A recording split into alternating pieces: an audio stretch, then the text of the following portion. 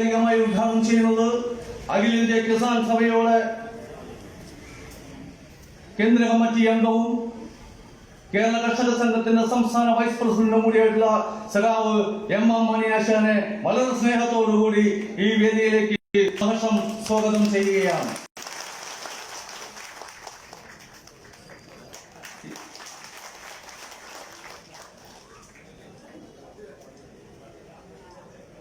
നാളെ പ്രതിനിധി സമ്മേളനം ഉദ്ഘാടനം ചെയ്തുകൊണ്ട് സംസാരിക്കുന്ന കർഷക സംഘത്തിന്റെ വർക്കിംഗ് കമ്മിറ്റി സംസ്ഥാന വർക്കിംഗ് കമ്മിറ്റി അംഗം സഖാവ് CK രാജേന്ദ്രൻ ഏതാനും നിമിഷങ്ങൾക്കും ഇവിടെ എത്തിച്ചേരും. അദ്ദേഹത്തിനും ഏരിയ കമ്മിറ്റിയുടെ പേരിൽ സഹർഷം സ്വാഗതം ചെയ്യുകയാണ്.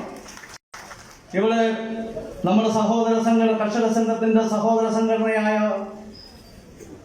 കർഷക തൊഴിലാളി യൂണിയന്റെയും പാർട്ടിയുടെയും ജില്ലാ നേതാവ് കൂടിയുള്ള സഖാവ് വി ചിന്താമരാക്ഷൻ ഏതാനും നിമിഷങ്ങൾക്കും ഇവിടെ എത്തും. അദ്ദേഹത്തെയും സഹർഷം സ്വാഗതം ചെയ്യുകയാണ്.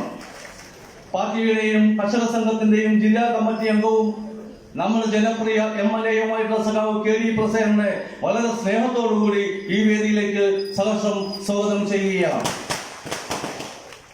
ഈ സംഘാടക സമിതിയുടെ ചെയർമാൻ കൂടിയായിട്ടുള്ള നമ്മുടെ പാർട്ടിയുടെ കമ്മിറ്റിയുടെ സെക്രട്ടറി സഖാവ് C ഭവദാസനെ വളരെ സ്നേഹത്തോടുകൂടി ഈ വേദിയിലേക്ക് സഹർഷം സ്വാഗതം ചെയ്യുകയാണ്. കർഷക സംഘത്തിന്റെ ജില്ലാ ട്രഷററും കർഷക സംഘത്തിന്റെ എല്ലാ പ്രവർത്തനങ്ങളും ഞങ്ങളുടെ കൂടെ നിൽക്കുകയും ചെയ്യുന്ന സഖാവ് VCR-നെ വളരെ സന്തോഷത്തോടുകൂടി ഈ വേദിയിലേക്ക് സഹർഷം സ്വാഗതം ചെയ്യുകയാണ്. ഇവിടെ കർഷക സംഘത്തിന്റെ പ്രവർത്തകർ മാത്രമല്ല, ധാരാളം വർഗബോധന സംഘടനകളുടെ പ്രവർത്തകരും നേതാക്കന്മാരും ഇവിടെ എത്തിയിട്ടുണ്ട്. എല്ലാവരെയും എല്ലാ ബഹുജനങ്ങളെയും ഒരിക്കൽ കൂടി സഹർഷം സ്വാഗതം ചെയ്തുകൊണ്ട് ഈ വേദിയുടെ അധ്യക്ഷത അലങ്കരിക്കുന്നതിന് വേണ്ടി കർഷക സംഘത്തിന്റെ ഏരിയ പ്രസിഡന്റ് കൂടിയായിട്ടുള്ള സഖാവ് AV ബാബുവിനോട് അഭ്യർത്ഥിച്ചുകൊണ്ട് ഞാൻ നിർത്തുന്നു. അഭിവാദ്യങ്ങൾ.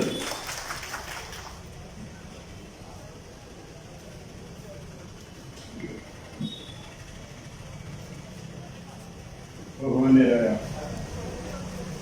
സഹോദരി സഹോദരന്മാരെ, സുഹൃത്തുക്കളെ, ഈ പൊതുസമ്മേളനം ഉദ്ഘാടനം ചെയ്യുന്നതിന് വേണ്ടി പോവുകയാണ്. അതിനു മുൻപ് ഈ ആലത്തൂർ ഏരിയ കമ്മിറ്റിക്ക് കീഴിലുള്ള 10 വില്ലേജ് കമ്മിറ്റികളിൽ നിന്ന് തെരഞ്ഞെടുക്കപ്പെട്ട ആദരിക്കുന്ന കൃഷിക്കാർ ഇവിടെ എത്തിച്ചേർന്നിട്ടുണ്ട്. ഈ ഉദ്ഘാടന പ്രസംഗത്തിന് ശേഷം അവരെ ആദരിച്ച് അതിനുശേഷമുള്ള സ്വീകാറിന്റെ ഒരു ചെറിയ പ്രസംഗം കൂടി ഉണ്ടാവും. ആ പ്രസംഗം കൂടെ കഴിഞ്ഞിട്ട് മാത്രമേ ഈ പൊതുസമ്മേളനം അവസാനിക്കുകയുള്ളൂ എന്ന് അറിയിക്കുകയാണ്. പ്രിയമുള്ളവരെ, നമ്മുടെ ഈ കർഷക സമ്മേളനം ഉദ്ഘാടനം ചെയ്യുന്നതിന് വേണ്ടി ബഹുമാന്യനായ സഖാവ് M മണി MLA ക്ഷണിക്കുന്നു.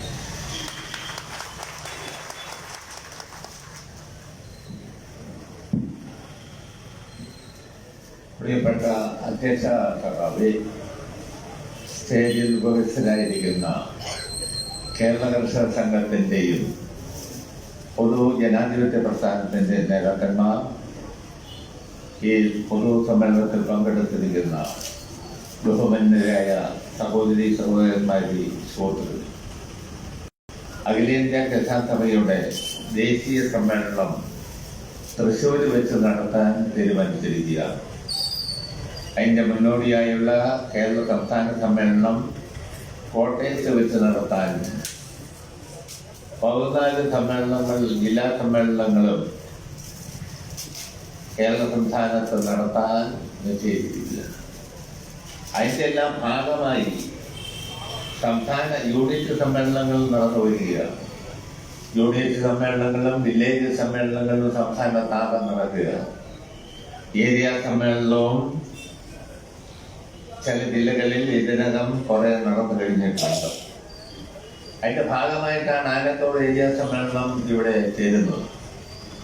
ഈ കർഷക സമ്മേളനമാകെ നമ്മുടെ രാജ്യത്തെ കാർഷിക മേഖല നേരിടുന്ന പ്രശ്നം, കൃഷിക്കാരിൽ നേരിടുന്ന പ്രശ്നം ചർച്ച ചെയ്യുകയും ഇതുവരെ കേരള കർഷക സംഘവും അഖിലേന്ത്യാ കിസാൻ സഭയും കാർഷിക പ്രശ്നങ്ങൾ ഉയർത്തിക്കൊണ്ട് നമ്മുടെ രാജ്യത്ത് നടത്തിയ പ്രക്ഷോഭ സമര പരിപാടികളും അതിന്റെ നേട്ടകോട്ടങ്ങളെല്ലാം വിലയിരുത്തിക്കൊണ്ട് പുതിയ കർമ്മ പരിപാടി ആവിഷ്കരിച്ച് ആവേശകരമായ പ്രക്ഷോഭ സമരങ്ങൾ സംഘടിപ്പിക്കാനുള്ള വിശദമായ പരിപാടികളാണ് ഈ സമ്മേളനങ്ങളിലാകെ രൂപപ്പെടുത്താൻ പോകുന്നു എന്ന കാര്യം ഞാൻ ഈ അവസരത്തിൽ ചൂണ്ടിക്കാണിക്കാൻ ആഗ്രഹിക്കുക.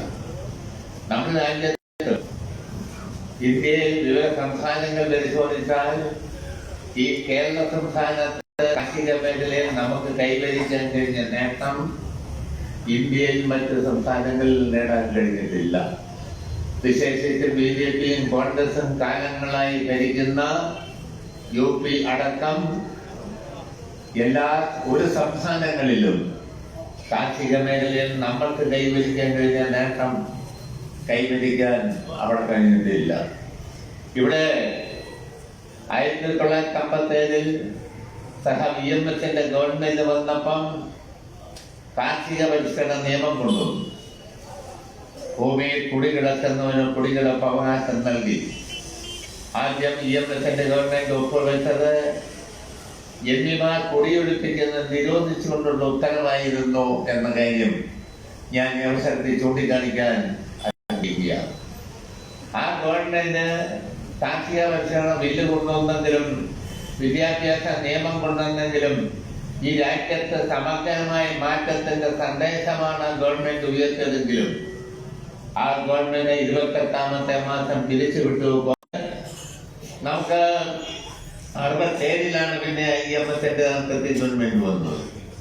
67 ശേഷം 1980 സഖാവ് നായനാരുടെ നേതൃത്വത്തിലുള്ള ഗവൺമെന്റും വന്നു. ഈ ഗവൺമെന്റുകളൊന്നും കാലാവധി പൂർത്തിയാക്കാൻ അനുവദിച്ചിട്ടില്ല രാജ്യത്തെ ഭരണാധികാരികൾ. എന്നാൽ 80 ശേഷം അധികാരത്തിൽ വന്ന സഖാവ് നായനാരുടെ ഗവൺമെന്റ്, സഖാവ് VSന്റെ ഗവൺമെന്റ്, സഖാവ് പിണറായി വിജയന്റെ നേതൃത്വത്തിൽ ഇപ്പോ 1ാമത്തെ ഗവൺമെന്റും ഇപ്പോ 2ാമത്തെ ഗവൺമെന്റും ഒരു തുടർ ഗവൺമെന്റ് വന്നു. എന്നാൽ തുടർ ഗവൺമെന്റ് നിരന്തരം തുടർച്ചയായി ഗവൺമെന്റ് വന്നില്ല. മാറി മാറി നമ്മൾ വരും, കുറെ നല്ല കാര്യങ്ങൾ ചെയ്യും, നമ്മൾ അധികാരത്തിൽ നിന്ന് പോകും, കോൺഗ്രസും നിശ്ചിത താല്പര്യക്കാർ അധികാരത്തിൽ വരും, നമ്മൾ ചെയ്യുന്ന നല്ല കാര്യങ്ങളെല്ലാം അവർ അട്ടിമറിക്കും. അതാണ് ഈ കേരള സമൂഹത്തിൽ നടന്നിരിക്കുന്നതെന്ന കാര്യം ഞാൻ ഈ അവസരത്തിൽ ഓർമ്മപ്പെടുത്തുവാൻ ആഗ്രഹിക്കുക. VMSന്റെ 1ാം ഗവൺമെന്റ് കുടികിടപ്പ് അവകാശം നൽകി. ഒരു ഭൂമി പോലും ഇല്ലാത്ത മനുഷ്യന് ഈ ഭൂമിയിൽ കുടികിടപ്പ് അവകാശം നൽകി. ജന്മിമാർ എതിർത്തയിലും അത് നടപ്പിലാക്കി. ഭൂപരിഷ്കരണ നിയമം നടപ്പിലാക്കി. ഭൂമിക്ക് പരിധി നിശ്ചയിച്ചു. എത്ര ഏക്കർ വരെ ആകാം, അതിനപ്പുറമുള്ള ഭൂമി മിച്ചഭൂമിയായി ഏറ്റെടുത്ത് ഭൂരഹിതർക്ക് വിതരണം ചെയ്യുന്ന സമ്പ്രദായം നമ്മൾ നടപ്പിലാക്കി. എന്നും പ്രിയമുള്ളവരെ, ഇതെല്ലാം കോൺഗ്രസ് രാജ്യത്തെ ഭരണാധികാരികൾ നിശ്ചിത താല്പര്യക്കാർ എന്നും എതിരായിരുന്നു എന്നുള്ള കാര്യം ഞാൻ ഈ അവസരത്തിൽ ഓർമ്മപ്പെടുത്തുവാൻ ആഗ്രഹിക്കുക. ആ നിലയിൽ സമഗ്രമായ മാറ്റം കേരളത്തിൽ കാർഷിക മേഖല കൊണ്ടുവരാൻ ഇവിടുത്തെ ഇടതുപക്ഷ ഗവൺമെന്റുകൾക്ക് VMS അടക്കം നേതൃത്വം കൊടുത്ത നമ്മുടെ ഗവൺമെന്റുകൾക്ക് കഴിഞ്ഞു എന്ന കാര്യം ഞാൻ ഈ അവസരത്തിൽ ഓർമ്മപ്പെടുത്തുവാൻ ആഗ്രഹിക്കുക. അതിന്റെ ഭാഗമായി ഭൂപരിഷ്കരണ നിയമം നടപ്പിലാക്കി. കുടികിടപ്പ് അവകാശം അനുവദിച്ചു. കുടികിടപ്പ് ആദ്യഘട്ടത്തിൽ തന്നെ കുടിയൊഴിപ്പിച്ചാൽ നിരോധന നിയമം കൊണ്ടുവന്നു. ശിക്ഷിക്കാൻ അറസ്റ്റ് ചെയ്ത് ശിക്ഷിക്കാനുള്ള നിയമം കൊണ്ടുവന്നു. ഭൂമിക്ക് പരിധി നിശ്ചയിച്ചു. മിച്ചഭൂമി ഏറ്റെടുത്തു. വലിയ ഭൂമി വിതരണം ചെയ്തു. അതിലെല്ലാം കോൺഗ്രസിന്റെ ഗവൺമെന്റുകൾ ഓരോ ഘട്ടത്തിലും നമുക്ക് തുടർ ഗവൺമെന്റ് വരാത്തതിന്റെ ഫലമായി അട്ടിമറിക്കുകയും ആ നിയമം നടപ്പിലാക്കുന്നതിലെല്ലാം ജന്മിമാർക്ക് അനുകൂലമായ നിലപാട് കോൺഗ്രസ് ഗവൺമെന്റുകൾ സ്വീകരിച്ചു എന്ന കാര്യം ഞാൻ ഈ അവസരത്തിൽ ഓർമ്മപ്പെടുത്തുവാൻ ആഗ്രഹിക്കുക. ആ നിലയിൽ സാമാന്യ കാർഷിക മേഖലയെ കുറെ മാറ്റം കൊണ്ടുവരാൻ നമ്മുടെ ഗവൺമെന്റിന് കഴിഞ്ഞു.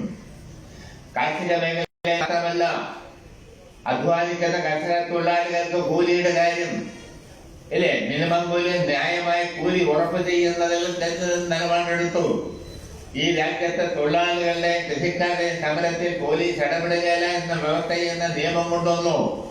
പ്രിയപ്പെട്ട സുഹൃത്തുക്കളെ, ഇന്ത്യയിലെ വിവിധ സംസ്ഥാനം പരിശോധിക്കുമ്പോൾ കാര്യമായ മാറ്റം കൊണ്ടുവരാൻ ഈ കേരള സംസ്ഥാനത്ത് നമ്മുടെ ഗവൺമെന്റുകൾക്ക് കഴിഞ്ഞു.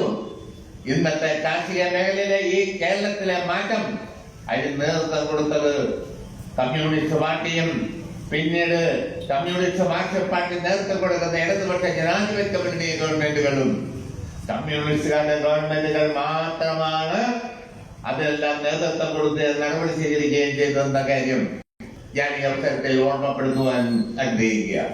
ഇതിന്റെ ഭാഗമായി നമുക്കിപ്പോ ഇടതുപക്ഷ ജനാധിപത്യ മുന്നണിയുടെ ഗവൺമെന്റ് സഖാവ് പിണറായി വിജയന്റെ നേതൃത്വത്തിലുള്ള ഗവൺമെന്റ് ഒരു തുടർ ഗവൺമെന്റ് കിട്ടിയിരിക്കുക.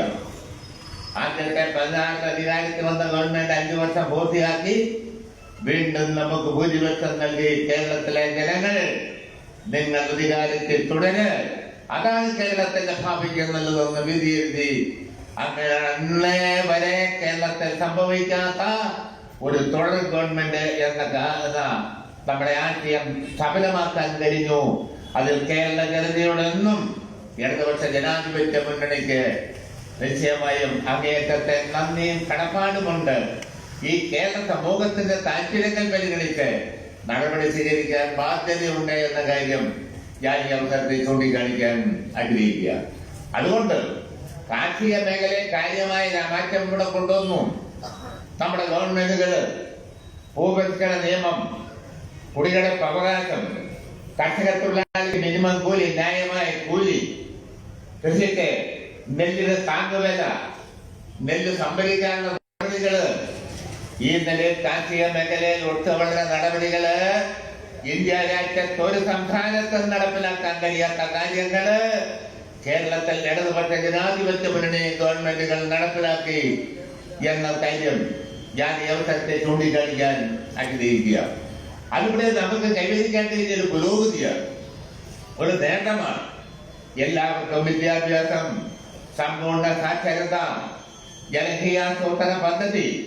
പ്രിയപ്പെട്ടവരെ, ഇന്ത്യയിൽ ഒരു ഭരണാധികാരിക്കും ഒരു സംസ്ഥാനത്തിനും ചിന്തിക്കാൻ പോലും കഴിയാത്ത സാമൂഹ്യ പരിഷ്കരണ നടപടികളാണ് നമ്മുടെ നേതൃത്വത്തിൽ കേരള സംസ്ഥാനത്ത് നടപ്പിലാക്കിയതെന്ന കാര്യം നിശ്ചയമായും കേരള കർഷക സംഘത്തിന്റെ പ്രവർത്തകന്മാർക്ക്, ഈ സംസ്ഥാനത്തെ പൊതുജനാധിപത്യ പ്രസ്ഥാനത്തിന്റെ പ്രവർത്തകന്മാർക്ക് അഭിമാനബോധത്തോടുകൂടി ഓർമ്മിക്കാനും പിന്നെ ജനങ്ങളുടെ മുമ്പാകെ അവതരിപ്പിക്കാനും നമുക്ക് കഴിയും.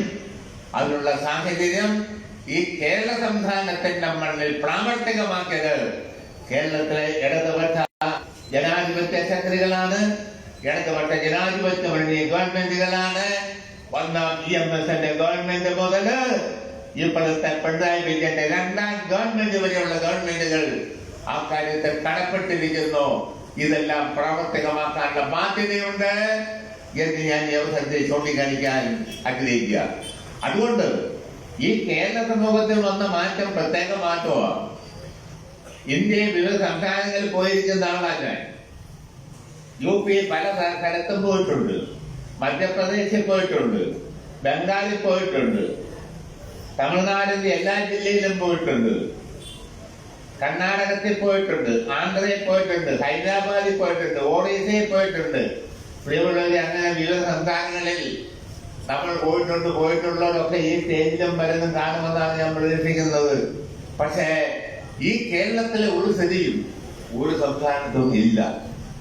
75 വർഷം, 3/4 നൂറ്റാണ്ട് പിന്നിട്ടിട്ടും സ്വാതന്ത്ര്യ സമരത്തിന് മുൻപ് ദേശീയ പ്രസ്ഥാനം കൃഷിഭൂമി കൃഷിക്കാരിൽ നിന്നെല്ലാമുള്ള തട്ടിപ്പ് മുദ്രാവാക്യം ഉയർത്തിയെങ്കിലും ഈ രാജ്യത്തിന്റെ ഭരണാധികാരം കൈയാളിയവര് കോൺഗ്രസിന്റെ ഗവൺമെന്റുകള് കഴിഞ്ഞ 8 വർഷമായി ഇന്ത്യ ഭരിച്ച് മുടിച്ചുകൊണ്ടിരിക്കുന്ന നരേന്ദ്രമോദിയുടെ RSSന്റെ ഗവൺമെന്റിനും ഈ സംസ്ഥാനത്തും ഇന്ത്യയിലും ജനങ്ങളോട് ദേശീയ പ്രസ്ഥാനത്തിന്റെ ഘട്ടത്തിൽ ഉയർത്തിയ മുദ്രാവാക്യം പ്രാവർത്തികമാക്കാൻ കഴിഞ്ഞില്ല എന്ന കേരള സംസ്ഥാനത്ത് പ്രിയമുള്ളവരെ, ഇടതുപക്ഷ ജനാധിപത്യ മുന്നണി ഗവൺമെന്റുകള് അധികാരത്തിൽ വന്ന ഗവൺമെന്റ് ഈ മാറ്റം ഒരു പരിധി വരെ നടപ്പിലാക്കാൻ ഇന്നത്തെ നിയമത്തിന്റെ ചട്ടക്കൂടും ഭരണഘടനയുടെ ചട്ടക്കൂടിനുള്ളിൽ നിന്ന് നടപ്പിലാക്കാൻ ശ്രമിച്ചു. അതിന്റെ നേട്ടം നമ്മൾ എല്ലാ ജില്ലകളിലുമുണ്ട്, പാലക്കാട് ജില്ലയിലും ഉണ്ട് എന്ന കാര്യം ഞാൻ ഈ അവസരത്തിൽ ചൂണ്ടിക്കാണിക്കാൻ ആഗ്രഹിക്കുക. പക്ഷെ ഇതെല്ലാം നമ്മൾ ഇങ്ങനെയുള്ള ചില നേട്ടങ്ങളുള്ളപ്പോൾ പോലും രാജ്യം വലിയ ഗുരുതരമായ പ്രതിസന്ധിയിലാണ്. ഇന്ത്യ കാർഷിക മേഖല ഏറ്റവും വലിയ തകർച്ചയിലാണ്, ഏറ്റവും വലിയ പ്രതിസന്ധിയിലാണ് ഇന്ത്യൻ കാർഷിക മേഖല. അടുത്ത നാളതുകൊണ്ടാണ് 500 പരം കർഷക സംഘടനകൾ ചേർന്ന് 1 വർഷം നീണ്ടു നിൽക്കുന്ന പ്രക്ഷോഭമാണ് നടത്തിയത്. എന്താ നരേന്ദ്രമോദിയുടെ ഗവൺമെന്റ് പാർലമെന്റിൽ പാസാക്കിയ 3 നിയമം കർഷക വിരുദ്ധ നിയമമാണ്. ഇന്ത്യൻ കൃഷിക്കാരെ കൊള്ളയടിക്കാൻ പറ്റുന്ന കാർഷിക വിപണനത്തിന് കൃഷിക്കാർക്കുള്ള അവകാശം ഇല്ലാതാക്കുന്ന നിയമമാണ്.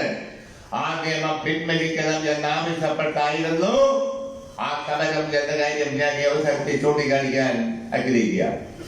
ആ സമരത്തിന്റെ ആളുകളുമായി സമരസമിതിയുമായി 1 വർഷം സമരം ചെയ്തിട്ട് ചർച്ച ചെയ്യാൻ കൂട്ടാക്കാത്ത ഒരു അഹങ്കാരി ആണ് ഇന്ത്യയുടെ പ്രധാനമന്ത്രി എന്ന് പറയേണ്ടി വന്നതിൽ നമുക്ക് ഖേദമുണ്ട്.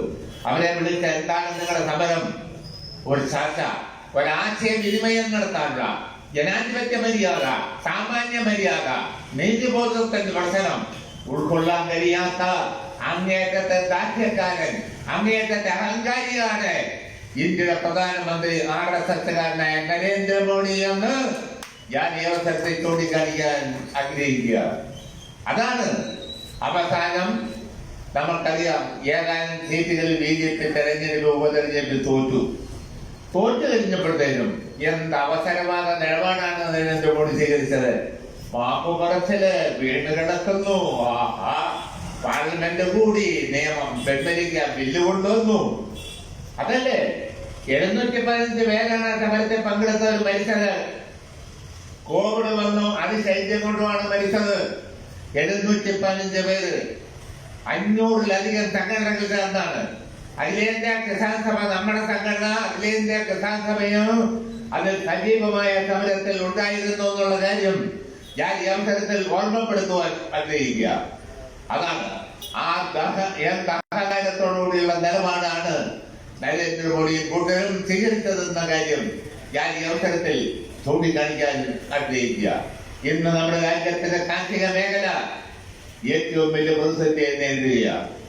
ഈ കേരളത്തെ ഭൂപരിഷ്കരണ നിയമം കൊണ്ടുവരാൻ, ഭൂമി വികേന്ദ്രീകരിക്കാൻ, കുടികിടപ്പ് അവകാശം കൊടുക്കാൻ, മിച്ചഭൂമി ഏറ്റെടുത്ത് വിതരണം ചെയ്യാൻ ഒരളവ് കേരള കാർഷിക മേഖലയിൽ മാറ്റം കൊണ്ടുവരാൻ കഴിഞ്ഞു.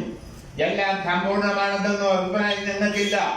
അത് കേരളത്തിൽ കഴിഞ്ഞെങ്കിൽ ഈ കേരളത്തിലെ സ്ഥിതി പ്രിയമുള്ളവരെ, ഇന്ത്യയിൽ ഒരു സംസ്ഥാനത്തും ഈ രാജ്യത്ത് 75 വർഷം ഭരണാധികാരം ധരിച്ച ഭരണവർഗം, 60 വർഷം രാജ്യം ഭരിച്ച കോൺഗ്രസ്, ഇപ്പം 8 വർഷമായി ഭരണാധികാരത്തിൽ ഇരിക്കുന്ന നരേന്ദ്രമോദി, അദ്ദേഹത്തിന്റെ കേന്ദ്ര ഗവൺമെന്റോ അദ്ദേഹത്തിന്റെ നേതൃത്വത്തിലുള്ള സംസ്ഥാന ഗവൺമെന്റുകളോ ഒരു ചുക്കും ചുണ്ണാമ്പും ചെയ്തില്ല എന്ന് പറഞ്ഞാൽ, ഒരു ചെറു വിരലെടുക്കില്ല എന്ന് പറഞ്ഞാൽ ആർക്കും നിഷേധിക്കാൻ കഴിയില്ല. ഇന്ത്യൻ കാർഷിക മേഖല ഏറ്റവും വലിയ തകർച്ചയിലാണ്. കൃഷിക്കാരുടെ ആത്മഹത്യകൾ പെരുകുകയാണ്. പ്രിയമുള്ളവരെ, കൃഷിക്കാരുടെ ആത്മഹത്യ ഇല്ലാത്ത കേരളത്തിൽ ആയിരക്കണക്കിന് ആളുകളാണ് കാർഷിക കടബാധ്യത കൊണ്ട് ഈ രാജ്യത്ത് ആത്മഹത്യ ചെയ്തത്. ഇതേറെ നമ്മുടെ സമൂഹം ചർച്ച ചെയ്തതാണ്. പല മാധ്യമങ്ങൾ ചർച്ച ചെയ്ത പ്രശ്നമാണ്. അവരെ ആത്മഹത്യയിലേക്ക് നയിച്ചത് കഴിഞ്ഞ 3/4 നൂറ്റാണ്ട് 75 വർഷം ഈ രാജ്യത്തെ ഭരണാധികാരത്തിന് നേതൃത്വം കൊടുത്ത ഭരണവർഗ ഗവൺമെന്റ്, അത് കോൺഗ്രസിന്റെ 60 വർഷത്തെ ഭരണവും പിന്നീട് മാറി മാറി വന്ന ഭൂസ്വാ വർഗത്തിന്റെ ഗവൺമെന്റുകളുമാണ് എന്ന് ഞാൻ ഈ അവസരത്തിൽ ചൂണ്ടിക്കാണിക്കാൻ ആഗ്രഹിക്കുക. ഇപ്പം 8 വർഷമായി നരേന്ദ്രമോദി ഗവൺമെന്റ് അദ്ദേഹം കൊണ്ടുവന്ന നിയമം ഗത്യന്തരമില്ലാതെ പിൻവലിക്കേണ്ടി വന്നു, മാപ്പ് പറയേണ്ടി വന്നു കൃഷിക്കാരുടെ പ്രക്ഷോഭണത്തിന് മുമ്പിൽ എന്ന അഭിമാനബോധത്തോടുകൂടി കേരള കർഷക സംഘത്തിന്റെ പ്രവർത്തകരായ നമുക്ക് വിലയിരുത്താനും പ്രതികരിക്കാനും കഴിയുമെന്ന കാര്യം ഞാൻ ഈ അവസരത്തിൽ ചൂണ്ടിക്കാണിക്കാൻ ആഗ്രഹിക്കുക. ഇപ്പൊ നമ്മൾ കാർഷിക മേഖല നേരിടുന്ന പ്രശ്നം എന്താ? ഇപ്പൊ കേരളത്തിൽ നോക്കാം, നാളികേരത്തിന്റെ വിലയിടിവ്, നെല്ലിന്റെ വിലയിടിവ്. ഞങ്ങളുടെ ജില്ലയിലാണ് മുഖ്യ ഉൽപ്പന്നമാണ് ഏലം. ഏലത്തിന്റെ വില തകർച്ച ഏറ്റവും വലിയ പ്രതിസന്ധിയിലാണ്. നെല്ലിന്റെ വില തകർച്ച പ്രതിസന്ധിയിലാണ്. ഇവിടെ ഇതാണെങ്കിൽ കരിമ്പിന്റെ മറ്റ് പയർവർഗങ്ങളെ വില തകർച്ച. ഇന്ത്യ രാജ്യത്തെ എല്ലാ സംസ്ഥാനത്തും ഇന്ത്യൻ കാർഷിക മേഖല പ്രതിസന്ധിയെ നേരിടുന്നു എന്ന് അതിനൊന്നും ഒരു പരിഹാരം, ഒരു പ്രതിവിധി കാണാൻ ഇന്ത്യ ഭരിക്കുന്ന ഭരണാധികാരികൾക്ക്, വിവിധ സംസ്ഥാനങ്ങളിൽ ഭരിക്കുന്ന BJP ഗവൺമെന്റുകൾക്ക് കഴിയുന്നില്ല എന്ന സത്യം നമ്മൾ കാണേണ്ടതുണ്ട്. കൃഷിഭൂമി വിഭജിക്കാനെന്ന മുദ്രാവാക്യമാണ് ഉയർത്തിയതെങ്കിൽ ഇന്ത്യയിൽ ഒരു സംസ്ഥാനത്തും ഭൂപരിഷ്കരണ നിയമം കൊണ്ടുവരാൻ, മിച്ചഭൂമി ഏറ്റെടുത്ത് ഭൂരഹിതരെ വിതരണം ചെയ്യാൻ, കാർഷിക മേഖലയിൽ ഉത്പാദന ശക്തികളെ കട്ടഴിച്ചു വിടാൻ, കാർഷികോൽപ്പന്നം മെച്ചപ്പെട്ട നിലയിൽ ഉത്പാദിപ്പിക്കാൻ കഴിഞ്ഞില്ല. 75 വർഷം, മുക്കാൽ നൂറ്റാണ്ട് രാജ്യത്ത് ഇരുന്നും കിടന്ന് നിലകി രാജ്യത്തെ ഭരണാധികാരികൾ, കോൺഗ്രസിന്റെ ഗവൺമെന്റുകള്. ഇപ്പൊ കുറെ വർഷം, 8 വർഷമായി നരേന്ദ്രമോദിയുടെ ഗവൺമെന്റ്, അതിന് മുൻപ് കോൺഗ്രസിന്റെ ഗവൺമെന്റുകൾ രാജ്യത്ത് ഭരിച്ചിട്ടു ഇന്ത്യ രാജ്യത്തെ ഇന്നലെ സമഗ്രമായി ഏതെങ്കിലും മാറ്റം കൊണ്ടുവരാൻ ഇന്ത്യൻ കാർഷിക മേഖലയ്ക്ക് കഴിഞ്ഞിട്ടില്ല എന്ന് പറഞ്ഞാൽ അതിന്റെ ദുസ്ഥിതിയാണ് ഇന്ന് ഇന്ത്യൻ കൃഷിക്കാർ നേരിടുന്നത്. രാജ്യത്തെ കൃഷിക്കാർ ആത്മഹത്യ ചെയ്യുന്നത്. ആയിരക്കണക്കിന് കൃഷിക്കാരാണ് ഈ കഴിഞ്ഞ നാടുകളിൽ ആത്മഹത്യ ചെയ്തതെന്ന കാര്യം ഞാൻ ഈ അവസരത്തിൽ ചൂണ്ടിക്കാണിക്കാൻ ആഗ്രഹിക്കുക. കൃഷിയുടെ വേല, കൃഷിക്ക് ഉപയോഗിക്കുന്ന വളത്തിന്റെ, രാസവളത്തിന്റെ, കീടനാശിനിയുടെ വില, പ്രിയമുള്ളവരെ, കാർഷിക ഉപകരണങ്ങളുടെ വില ഗണ്യമായ നിലയിൽ വർദ്ധിപ്പിച്ചു. ഇന്ത്യൻ കൃഷി മേഖല, ഇന്ത്യൻ കാർഷിക മേഖല ഏറ്റവും വലിയ പ്രതിസന്ധിയാണ് നേരിടുന്നത്. ആ അഖിലേന്ത്യാ തോതിൽ പ്രതിസന്ധിയെ നേരിടുമ്പോൾ നല്ല ആശ്വാസം പകരാൻ ഈ കേരളത്തിൽ ഇടതുപക്ഷ ജനാധിപത്യ മുന്നണി ഗവൺമെന്റുകൾ ഉള്ളതുകൊണ്ട്, മാറി മാറി അധികാരത്തിൽ വന്നതുകൊണ്ട് ഈ കേരള സംസ്ഥാനത്ത് നമുക്ക് കഴിഞ്ഞിട്ടുണ്ട് എന്ന കാര്യം ഞാൻ അഭിമാന ബോധത്തോടു കൂടി, വലിയ മഹാകാര്യമായി പറയുന്നില്ലെങ്കിലും ചൂണ്ടിക്കാണിക്കാൻ ഈ അവസരം ഉപയോഗിക്കുകയാണ്. ആ നിലയിലാണ് ഇന്ന് കൃഷിക്കാരെ ഏറ്റവും വലിയ പ്രതിസന്ധിയാണ് നേരിടുക. എല്ലാ കാർഷികോൽപ്പന്നത്തിന്റെ വില തകർച്ച, കേരളത്തിന് വെളിയിൽ പയർവർഗങ്ങളുടെ വില തകർച്ച, ഗോതമ്പിന്റെ വില തകർച്ച, നെല്ലിന്റെ വില തകർച്ച, കരിമ്പിന്റെ വില തകർച്ച, പഞ്ചസാര ഉൽപാദനത്തിന് ഉപയോഗിക്കുന്ന കരിമ്പും ചീനിക്കരിമ്പ് പോലുള്ള വസ്തുക്കൾ, അതിന്റെ എല്ലാം വില തകർച്ച, രാസവെള്ളം, കീടനാശികളുടെ വില വർധനവ്, ആഴമേറിയ പ്രതിസന്ധിയെ ഇന്ത്യൻ ജനതയെ, ഇന്ത്യൻ കൃഷിക്കാരെ എത്തിച്ചുകൊണ്ടിരിക്കുന്നു എന്ന് കാണാവുന്ന. അത് നിയന്ത്രിക്കാൻ, ആശ്വാസം പകരാൻ ഇന്ത്യയിലെ ഭരണവർഗങ്ങൾക്ക്, ഇന്ത്യയിലെ മഹാഭൂരിപക്ഷം വരുന്ന സംസ്ഥാന ഗവൺമെന്റുകൾ നയിക്കുന്ന രാഷ്ട്രീയ നേതൃത്വത്തിന് കഴിയുന്നില്ല എന്ന ദുസ്ഥിതി രാജ്യത്ത് നിലനിർത്തുന്നുണ്ട് എന്ന കാര്യം ഞാൻ ഈ അവസരത്തിൽ ചൂണ്ടിക്കാണിക്കാൻ ആഗ്രഹിക്കുക. അതുകൊണ്ട് ഇതെല്ലാം കേരള കർഷക സംഘം, അഖിലേന്ത്യാ കിസാൻ സഭ പോരാടേണ്ട ബാധ്യത ഉണ്ട് എന്ന് ഞാൻ ഈ അവസരത്തിൽ ചൂണ്ടിക്കാണിക്കാൻ ആഗ്രഹിക്കുക. കേരള കർഷക സംഘത്തിന്റെ വിവിധ സംസ്ഥാനങ്ങൾ ഇത്തരം പ്രശ്നങ്ങൾ ചർച്ച ചെയ്യുന്നുണ്ട്. സംസ്ഥാന സമ്മേളനം ചർച്ചയിൽ ആവശ്യമായ കർമ്മപരിപാടി തയ്യാറാക്കും. അഖിലേന്ത്യാ തോതിൽ തൃശ്ശൂരിൽ നടക്കുന്ന ദേശീയ സമ്മേളനം, അഖിലേന്ത്യാ കിസാൻ സഭയുടെ സമ്മേളനം ഇത്തരം കാര്യങ്ങൾക്കെല്ലാം ആവശ്യമായ കർമ്മപരിപാടി ആവിഷ്കരിക്കും എന്ന കാര്യം ഞാൻ ഈ അവസരത്തിൽ ചൂണ്ടിക്കാണിക്കാൻ ആഗ്രഹിക്കുക. അതുകൊണ്ട് കാർഷിക മേഖലയുടെ പ്രതിസന്ധി ഈ നിലയിൽ രൂക്ഷമാണ്. ഈ കാർഷിക മേഖലയിൽ മാത്രമല്ല, സമഗ്ര മേഖലയിലുമുണ്ട്. നമുക്കറിയാം, 75 വർഷം സ്വാതന്ത്ര്യം പ്രാപിച്ചു. സ്വാതന്ത്ര്യപ്രാപ്തിക്ക് മുമ്പ് പറഞ്ഞ കൃഷിഭൂമി കൃഷിക്കാരന് എന്നാണ് മുദ്രാവാക്യം ഉപയോഗിച്ച കൃഷിക്കാരെ സ്വാതന്ത്ര്യ സമരത്തിൽ അണിനിരത്താൻ. പ്രിയമുള്ളവരെ, 75 വർഷം രാജ്യം ഭരിച്ചിട്ട് ഏതെങ്കിലും സംസ്ഥാനത്ത് വ്യക്തമായ കാർഷിക ബന്ധ നിയമം ബംഗാളിൽ കൊണ്ടുവന്നു, ത്രിപുരയിൽ കൊണ്ടുവന്നു, ഈ കേരള സംസ്ഥാനത്ത് കൊണ്ടുവന്നു എന്നല്ലാതെ ഒരു ഫലപ്രദമായ കാർഷിക നിയമം കൊണ്ടുവരാൻ ഇന്ത്യൻ ഭരണവർഗത്തിന്, കോൺഗ്രസിന്, ഇപ്പൊ ഭരണാധികാരത്തിലിരിക്കുന്ന പുത്തൻകുറ്റുകാരനായ RSSകാർക്ക് ഒരു കർമ്മ പരിപാടിയില്ല എന്ന കാര്യം ഞാൻ ഈ അവസരത്തെ ചൂണ്ടിക്കാണിക്കാൻ ആഗ്രഹിക്കുക. അതിന്റെ ഭരണഫലമാണ് ഇന്ന് ഇന്ത്യൻ കൃഷിക്കാർ, ഇന്ത്യൻ കാർഷിക മേഖല, ഇന്ത്യയിലെ കർഷക തൊഴിലാളികൾ, കൃഷിയിൽ ഉപജീവനമാർഗം തേടുന്ന കർഷക തൊഴിലാളികൾ നേരിടുന്ന ഏറ്റവും വലിയ പ്രതിസന്ധിയും തകർച്ചയും എന്ന കാര്യം പ്രിയപ്പെട്ട സുഹൃത്തുക്കളെ ഞാൻ ഈ അവസരത്തിൽ നിങ്ങളുടെ ശ്രദ്ധയിൽപ്പെടുത്താൻ ആഗ്രഹിക്കുക. അത് വരും നാളുകളിൽ കേരള കർഷക സംഘവും അഖിലേന്ത്യാ കിസാൻ സഭയും ജനങ്ങളെ, കൃഷിക്കാരെ അണിനിരത്തിക്കൊണ്ട് വളരെ ശക്തമായ പോരാട്ടം ഈ രാജ്യത്ത് സംഘടിപ്പിക്കും എന്ന കാര്യം ഞാൻ ഈ അവസരത്തിൽ ഓർമ്മപ്പെടുത്തുവാൻ ആഗ്രഹിക്കുക. ഇവിടെ ഭരണാധികാരം, നമുക്കറിയാം, രാജ്യത്തിന്റെ രാഷ്ട്രീയ സാഹചര്യം ഗുരുതരമായ പ്രതിസന്ധിയിലാണ്. വലിയ അഭിമാന ബോധത്തോടു കൂടിയാണ് നരേന്ദ്രമോദി 8 വർഷം വലിയ ഭരണം നടത്തി വിപ്ലവം എന്നാണ് ഒരു ഉളുപ്പമില്ലാതെ തട്ടി മുടിക്കുകയാണ് ഇന്ത്യയുടെ പ്രധാനമന്ത്രി. 8 വർഷമായി. 8 വർഷം. എന്താണ് ജനങ്ങളുടെ നേട്ടം പറയുന്നത്? 1947 സ്വാതന്ത്ര്യം പ്രാപ്തമാണ്. 1947 സ്വാതന്ത്ര്യ പ്രാപ്തിക്ക് ശേഷം പണ്ഡിറ്റ് ജവഹർലാൽ നെഹ്റു അമേരിക്കയിൽ പോയി വലിയ പ്രതീക്ഷയോടുകൂടി ഇന്ത്യയുടെ വികസനത്തെ സഹായിക്കുമെന്ന് സ്വപ്നം കണ്ടു. അതെ, നെഹ്റുവിനെ നയിച്ച പൂർവ്വ വർഗം ഭരണവർഗമാണ്. വലിയ ആവേശപൂർവ്വമാണ് പോയത്. അവിടെ ചെന്നപ്പോ അമേരിക്കൻ പ്രസിഡന്റും കൂടുതലും പറഞ്ഞു, ഇന്ത്യ രാഷ്ട്രീയ രാജ്യമാണ്, ഇവിടെ സംഘടിത വ്യവസായത്തിന്റെ കാര്യമില്ല, കൃഷിയുമായി ബന്ധപ്പെട്ട ചെറുകിട ഇടത്തരം കൃഷി നടത്തിയാൽ മതി. അതാണ് ഇവിടെ പണ്ടാരാണ്ട് പറഞ്ഞ പോലെയാണ് അമേരിക്കൻ പ്രസിഡന്റ് നെഹ്റുവിനോട് പറഞ്ഞത്. നിരാശനായി എന്ത് ചെയ്യണമെന്ന് അറിയാതിരുന്ന നെഹ്റുവിനെ അന്നത്തെ ബദൽ ശക്തിയായ സോവിയറ്റ് യൂണിയനിലേക്ക് വിളിച്ചു. നെഹ്റുവും മകളുമാണ് അവിടെ പോയത്. നെഹ്റു മകളും സോവിയറ്റ് യൂണിയന്റെ പുരോഗതി കണ്ടപ്പോ കണ്ണഞ്ചി പോയി എന്നാണ് കണക്ക് ചരിത്രം രേഖപ്പെടുത്തുന്നത്. അന്ന് മുതലാണ് ഇന്ത്യയുടെ സമഗ്ര വികസനത്തിന് സോവിയറ്റ് യൂണിയന്റെ സഹായം നൽകിയത്. ആ സഹായം സോവിയറ്റ് യൂണിയൻ തകർന്നാലും അതിന്റെ ഭാഗമായി റഷ്യ ഇപ്പോഴും നമുക്ക് നൽകുന്നു എന്ന് പറഞ്ഞാൽ നിഷേധിക്കാൻ കഴിയില്ല. കാരണം ഉക്രൈനിലും റഷ്യയുമായുള്ള യുദ്ധം വന്നിട്ടും ഇന്ത്യ ഗവൺമെന്റ് നരേന്ദ്രമോദിക്ക് മനസ്സില്ലേലും റഷ്യക്കെതിരെ നിലപാടെടുക്കാത്തതിന്റെ കാര്യം എന്താ? റഷ്യയെ പടങ്ങിയാൽ നമുക്ക് പാട്ടൊന്നും കിട്ടുകയില്ല, നമുക്ക് കുറെ പ്രശ്നങ്ങൾ ഉണ്ടാവും. അതറിയാവുന്നതുകൊണ്ടാണ് അദ്ദേഹം മിണ്ടാതിരിക്കുന്നത്. അല്ലെ, റഷ്യയോട് വലിയ ഉണ്ടായിട്ടൊന്നുമല്ല. കാരണം അവിടെ സഹായമാ, അവിടെ ആയുധമാ നമ്മുടെ കയ്യിലുള്ള, നമ്മുടെ പട്ടാളത്തിന്റെ കയ്യില്. അവരുടെ മിസൈലുകളാണ് നമ്മുടേത്. അവര് തന്നതാണ് പട്ടാളങ്ങളുടെ അണക്കെട്ട് നിർമ്മാണം, ഊർജ്ജരംഗത്തെ സംഭാവന, ഭിലായി ഉരുക്ക നിർമ്മാണശാല. ഈ രാജ്യത്തിന്റെ സമഗ്ര വികസനത്തിന് അന്ന് അവർ നൽകിയ സംഭാവന പ്രിയമുള്ളവരെ ആർക്കും നിഷേധിക്കാൻ കഴിയുന്നതല്ല.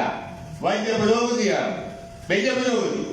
ശത്രു ആക്രമിച്ചാൽ ഇന്ത്യയുടെ സഹായത്തിലെത്താമെന്ന കരാർ, അവസാനം ഉണ്ടാക്കിയ കരാർ വരെ അതിന്റെ ഭാഗമാണ്.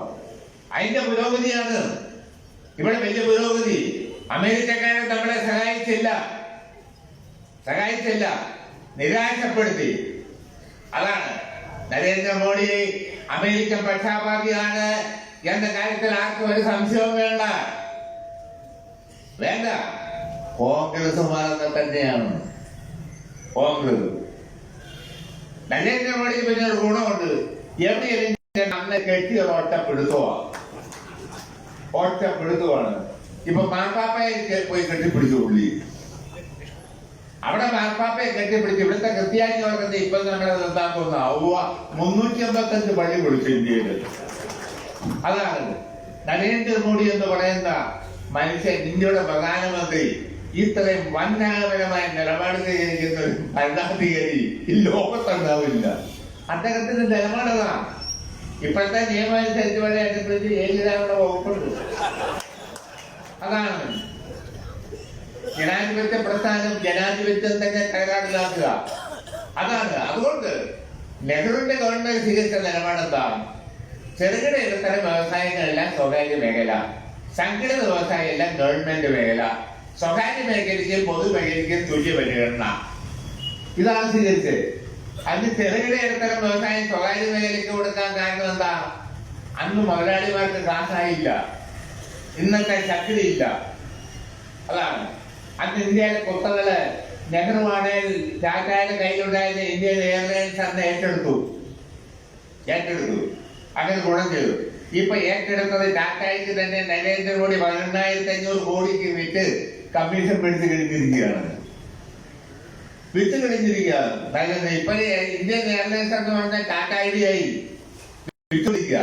അപ്പോ യഥാർത്ഥത്തിൽ ഇങ്ങനെ സ്വകാര്യ മേഖലയ്ക്ക് പൊതുമേഖലയ്ക്ക് തുല്യ പരിഗണന കൊടുത്തു. ഇപ്പൊ ഇന്ത്യ മുതലാളിമാരെന്താ? 75 വർഷത്തെ സ്വതന്ത്ര ഭാരതത്തിന്റെ ഭരണം, 60 വർഷം കോൺഗ്രസിന്റെ ഭരണം, പിന്നീട് മാറി വന്ന ഗവൺമെന്റുകളുടെ ഭരണം, ഏറ്റവും ലാസ്റ്റ് ഇപ്പൊ 8 വർഷമായി ആർഎസ്എസ്കാരനായ നരേന്ദ്രമോദിയുടെ ഭരണം എല്ലാം ആയി കഴിഞ്ഞപ്പോ എന്താ? ഇപ്പൊ മുതലാളിമാര് പറയുന്നത് എന്താ? ഓ ഇനിയിപ്പൊ ഇത് നിങ്ങൾ നടന്നത് ഇങ്ങനെ തന്നേരെ ഞങ്ങള് ഭംഗിയെ നടത്താം. അതിനാ പ്രധാനമന്ത്രി ഉളുപ്പും മാനവും മാനവും ഇല്ലാതെ അദ്ദേഹം പറയുന്നതല്ല. വ്യവസായം നടത്തലും പാറ്റേൺ നടത്തലൊന്നും ഗവൺമെന്റ് പണിയല്ല. പിന്നെ എന്താ മതിയാവാ അദ്ദേഹം ചെയ്യാൻ പ്രധാനമന്ത്രിയായിട്ട് നമുക്ക് കണക്കിൽ പറയാൻ നാട്ടുകാർ ബോധപ്പെടും. പിന്നെ എന്താ ചെയ്യാൻ പോകുന്നത് പറയാൻ പറ്റുമോ? അദ്ദേഹം പറയുന്നതാണ് ഇതൊന്നും നമുക്ക് ഗവൺമെന്റ് പണിയല്ല, നടത്താൻ നമ്മുടെ ആളുണ്ട് അസാന്യമാരുടെ പുള്ളിയുടെ അടുത്ത ആളാ ചേരാരാ. അല്ല എല്ലാം വിറ്റ് കമ്മീഷൻ മേടിക്കുക എല്ലാം. അതാണ് ഇപ്പൊ നടക്കുന്നത്. കോൺഗ്രസിന്റെ അവസാന ഘട്ടത്തിൽ മൻമോഹൻ സിംഗിന്റെ ഘട്ടത്തിൽ തുടക്കം കുറിച്ചു. ഇവര് തന്നെയല്ല തുടക്കം കുറിച്ചു. പൊതുമേഖല ശക്തിപ്പെടുത്താൻ നെഹ്റുവും ശാസ്ത്രിയും ഇന്ദിരാഗാന്ധിയും ഒക്കെ നിലകൊണ്ടെടുത്തു. എന്നാൽ പിന്നീട് കോൺഗ്രസ് സ്വകാര്യവൽക്കരണത്തിന്റെ രീതിയിലേക്ക് മാറിയിരുന്നു. പക്ഷേ വിറ്റ് തുലയ്ക്കുന്നത് ഇപ്പൊ നരേന്ദ്രമോദിയാണെന്ന് മാത്രമേ ഉള്ളൂ. അതാണ് പ്രസിദ്ധീകരിക്കുന്നത്. അതുകൊണ്ട് ഇന്നത്തെ സ്ഥിതി വലിയ കുഴപ്പമാണ്. സോവിയറ്റ് യൂണിയനുമായുള്ള കരാർ എന്താ?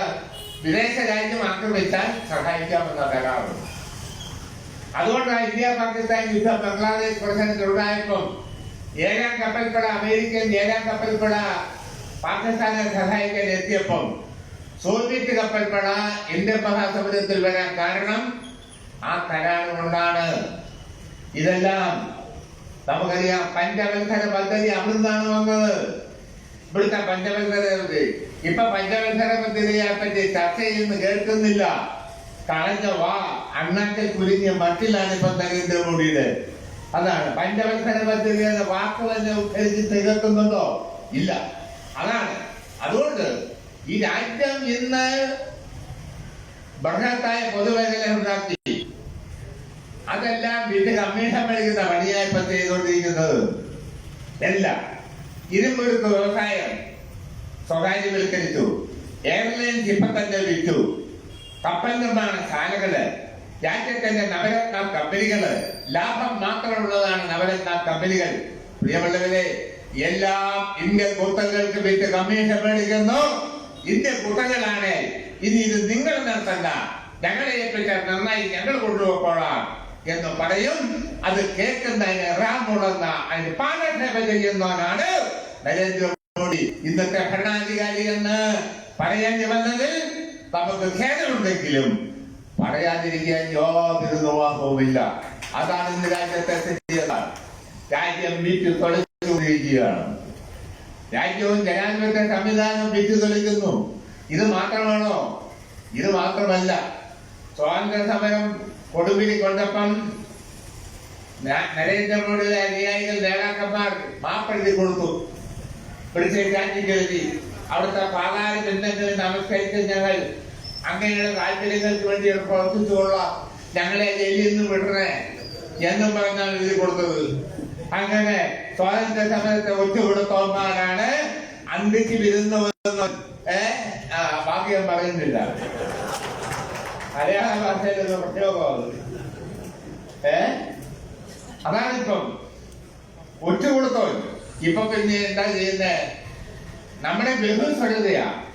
ഹിന്ദു മുസൽമാനും സിഖുകാരനും പാഴ്സിയും ക്രിസ്ത്യാനിയും ജൈനന്മാരും എല്ലാം ഉള്ള ബഹുസ്വരത. എല്ലാ ആശയവും എല്ലാ വിശ്വാസ പ്രമാണവും ഉണ്ട് ഇവിടെ. അതെല്ലാം സാക്ഷീകരിക്കുന്നുണ്ട് ഇന്ത്യ സമൂഹം.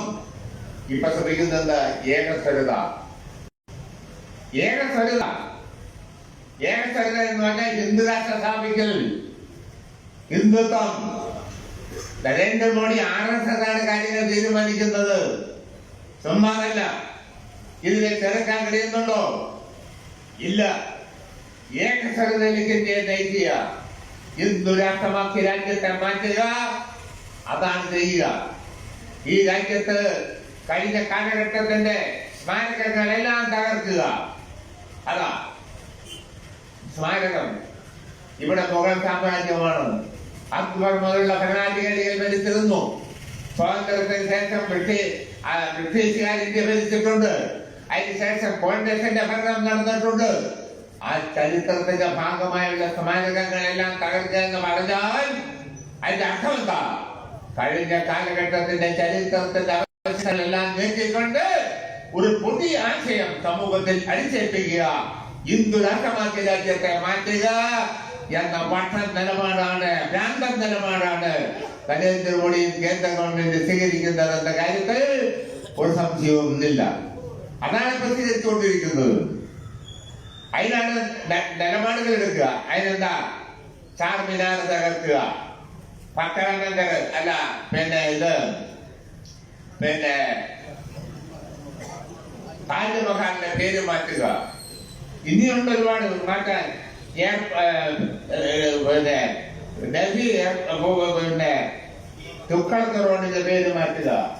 കഴിഞ്ഞ കാലഘട്ടത്തിൽ ഇട്ട പേരുകളാണ്, അതെല്ലാം മാറ്റുക എന്ന് പറഞ്ഞാൽ ചരിത്രം തുടച്ചു തീർക്കുക, ഒരു പുതിയ ചരിത്രം ഉണ്ടാക്കുക.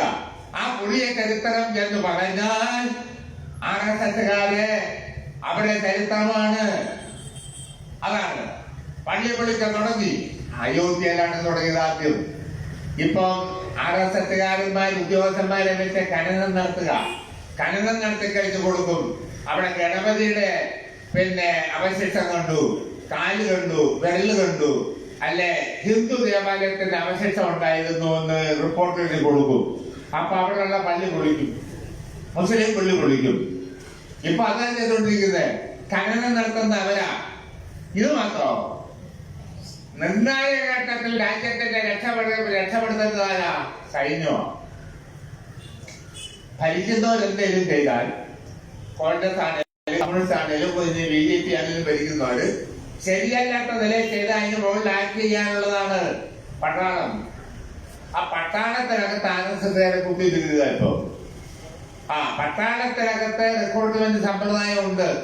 അത് മാറ്റി ഇപ്പൊ RSSന്റെ കാര്യാലയത്തിൽ നിന്ന് കൊടുക്കുന്നതായിരിക്കും വരാൻ പോകുന്നത്. 4-5 ലക്ഷം പേരെ എന്ന് പറഞ്ഞാൽ അതിന്റെ അർത്ഥം നിർണായക ഘട്ടത്തിൽ ആക്ട് ചെയ്യേണ്ട പട്ടാളത്തെ പോലും ഹിന്ദു വർഗീയവാദികളുടെ ആശ്രിതമാരായി മാറ്റുക എന്ന ഭ്രാന്തൻ ആശയമാണ് പ്രിയമുള്ളവരെ നരേന്ദ്രമോദിയും കൂട്ടരും നടപ്പിലാക്കാൻ പോകുന്നതെന്ന് നമ്മൾ തിരിച്ചറിയേണ്ടതുണ്ട്. അതാണ് പട്ടാളത്തെ സൈനിക റിക്രൂട്ട്മെന്റിന്റെ സമ്പ്രദായം കാലങ്ങളായി ഉണ്ട്. അത് വിട്ട് താൽക്കാലിക നിയമനം എന്ന പേരില്ല. ഇപ്പൊ തന്നെ ആ പ്രശ്നമുണ്ട് സൈനിക രംഗത്ത്. അതെല്ലാം നമ്മളിപ്പോ പറയുന്നത് ശരിയല്ലാത്തതുകൊണ്ട് ഞാൻ അതിലേക്ക് പോകുന്നില്ല. ഇപ്പൊ തന്നെ ഉണ്ട് സൈനിക ഉദ്യോഗസ്ഥന്മാർ, മേധാവികളൊക്കെ എടുക്കുന്ന നിലപാടുകളെല്ലാം പരിശോധിച്ചെന്നാൽ പ്രിയമുള്ളവരെ, രാജ്യസ്നേഹമുള്ളവർക്ക്, ഈ നാടിനോട് കൂറുള്ളവർക്ക്, ഭാരതത്തോട് കൂറുള്ളവർക്ക് ഉത്കണ്ഠ തോന്നുന്ന നിലയിലാണ് കാര്യങ്ങളുടെ പോക്ക്. ഇവിടെ സംശയവും വേണ്ട. അതാണ് പൊതുമേഖല വിറ്റുതലിക്കുക, എന്നിട്ട് കമ്മീഷൻ മേടിക്കുക, രാജ്യത്തെ ആശയപരമായി ഹിന്ദു വർഗീയവാദം അടിച്ചേൽപ്പിക്കാൻ പഴയ കാലഘട്ടത്തിന്റെ ചരിത്രം, നൂറ്റാണ്ടുകളുടെ ചരിത്രം മാറ്റുക, ഒരു പുതിയ ആശയങ്ങൾ അടിച്ചേൽപ്പിക്കുക, ഹിന്ദു രാഷ്ട്രമാക്കിയ രാജ്യത്തെ രൂപപ്പെടുത്തുക എന്ന ഭ്രാന്തൻ ആശയമാണ് നരേന്ദ്രമോദി നടപ്പിലാക്കാൻ ശ്രമിക്കുന്നത്. അതിപ്പോ എന്തല്ല പാർലമെന്റിൽ പ്രസംഗിക്കുമ്പോൾ ഉപയോഗിക്കേണ്ട പദം അതാ പദം. നാട്ടിലെ ഗവൺമെന്റ് പറഞ്ഞാലില്ല. ഒരു ഉദാഹരണമാണത്. ജനവിരുദ്ധ ഗവൺമെന്റ്, ജനാധിപത്യ വിരുദ്ധൻ എന്നൊക്കെ പറഞ്ഞാൽ ജയിലിൽ പോയത് തന്നെ. MP-മാര് പ്രസംഗിക്കുന്നത് നീ എന്തൊക്കെ പ്രസംഗിക്കണമെന്ന് എഴുതി കൊടുക്കുന്നു എന്ന് പറഞ്ഞാൽ അതിന്റെ അർത്ഥം എന്താ? അതിന്റെ അർത്ഥം തനി സ്വേച്ഛാധിപതി രാജാവിനെ കഴിഞ്ഞും വൃത്തികെട്ടവന്മാരായി മാറുന്നു. അതാണ് ഇന്നേ വരെ ഇല്ലാത്തത്. അതെല്ലാം ഇപ്പം എന്ത് പദം ഉപയോഗിക്കണം, പ്രസംഗിക്കുമ്പോ എന്ത് ഉപയോഗിക്കാം, നിയമപരമായ നടപടി വരുന്ന എന്തൊക്കെ ഉപയോഗിച്ചാലാണ് ജനവിരുദ്ധമെന്ന് പറഞ്ഞാലും ജയിലിൽ പോവും. അതാ അണ്ണാക്കിലേക്ക് നന്നായി വെച്ചു തരിക നരേന്ദ്രമോദി വിഴുകിക്കൊള്ളാൻ നമ്മളോട്. ഓക്കാനിക്കാൻ പോയാലും പിടിച്ച് ജയിലിടൂ. ഇപ്പൊ കണ്ടില്ലേ, അവിടെ സത്യാഗ്രഹം പാടില്ല, പാർലമെന്റിന് പ്രകടനം പാടില്ല, സർക്കാരിനും കൊണ്ടുപോയി MP-മാർ കോൺഗ്രസിന്റെ എല്ലാത്തിനെയും സസ്പെൻഡ് ചെയ്തു. എല്ലാം വെളിയില്. ഇവിടുന്ന് പോയ മകതി എല്ലാം വെളിയിലാ.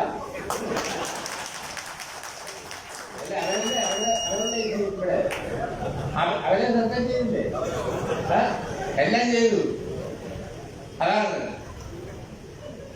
നമ്മളെ അനുകൂലിക്കത്തില്ല. നിങ്ങൾ ചിരിക്കൊന്നും വേണ്ട. അത് ശരിയാണോ? അപ്പൊ നമുക്കായി സന്തോഷം തോന്നണ്ട. ഇന്നെല്ലാം നാളെ നമുക്കിത് ഇതാ വരാൻ പോകുന്നുണ്ടോ?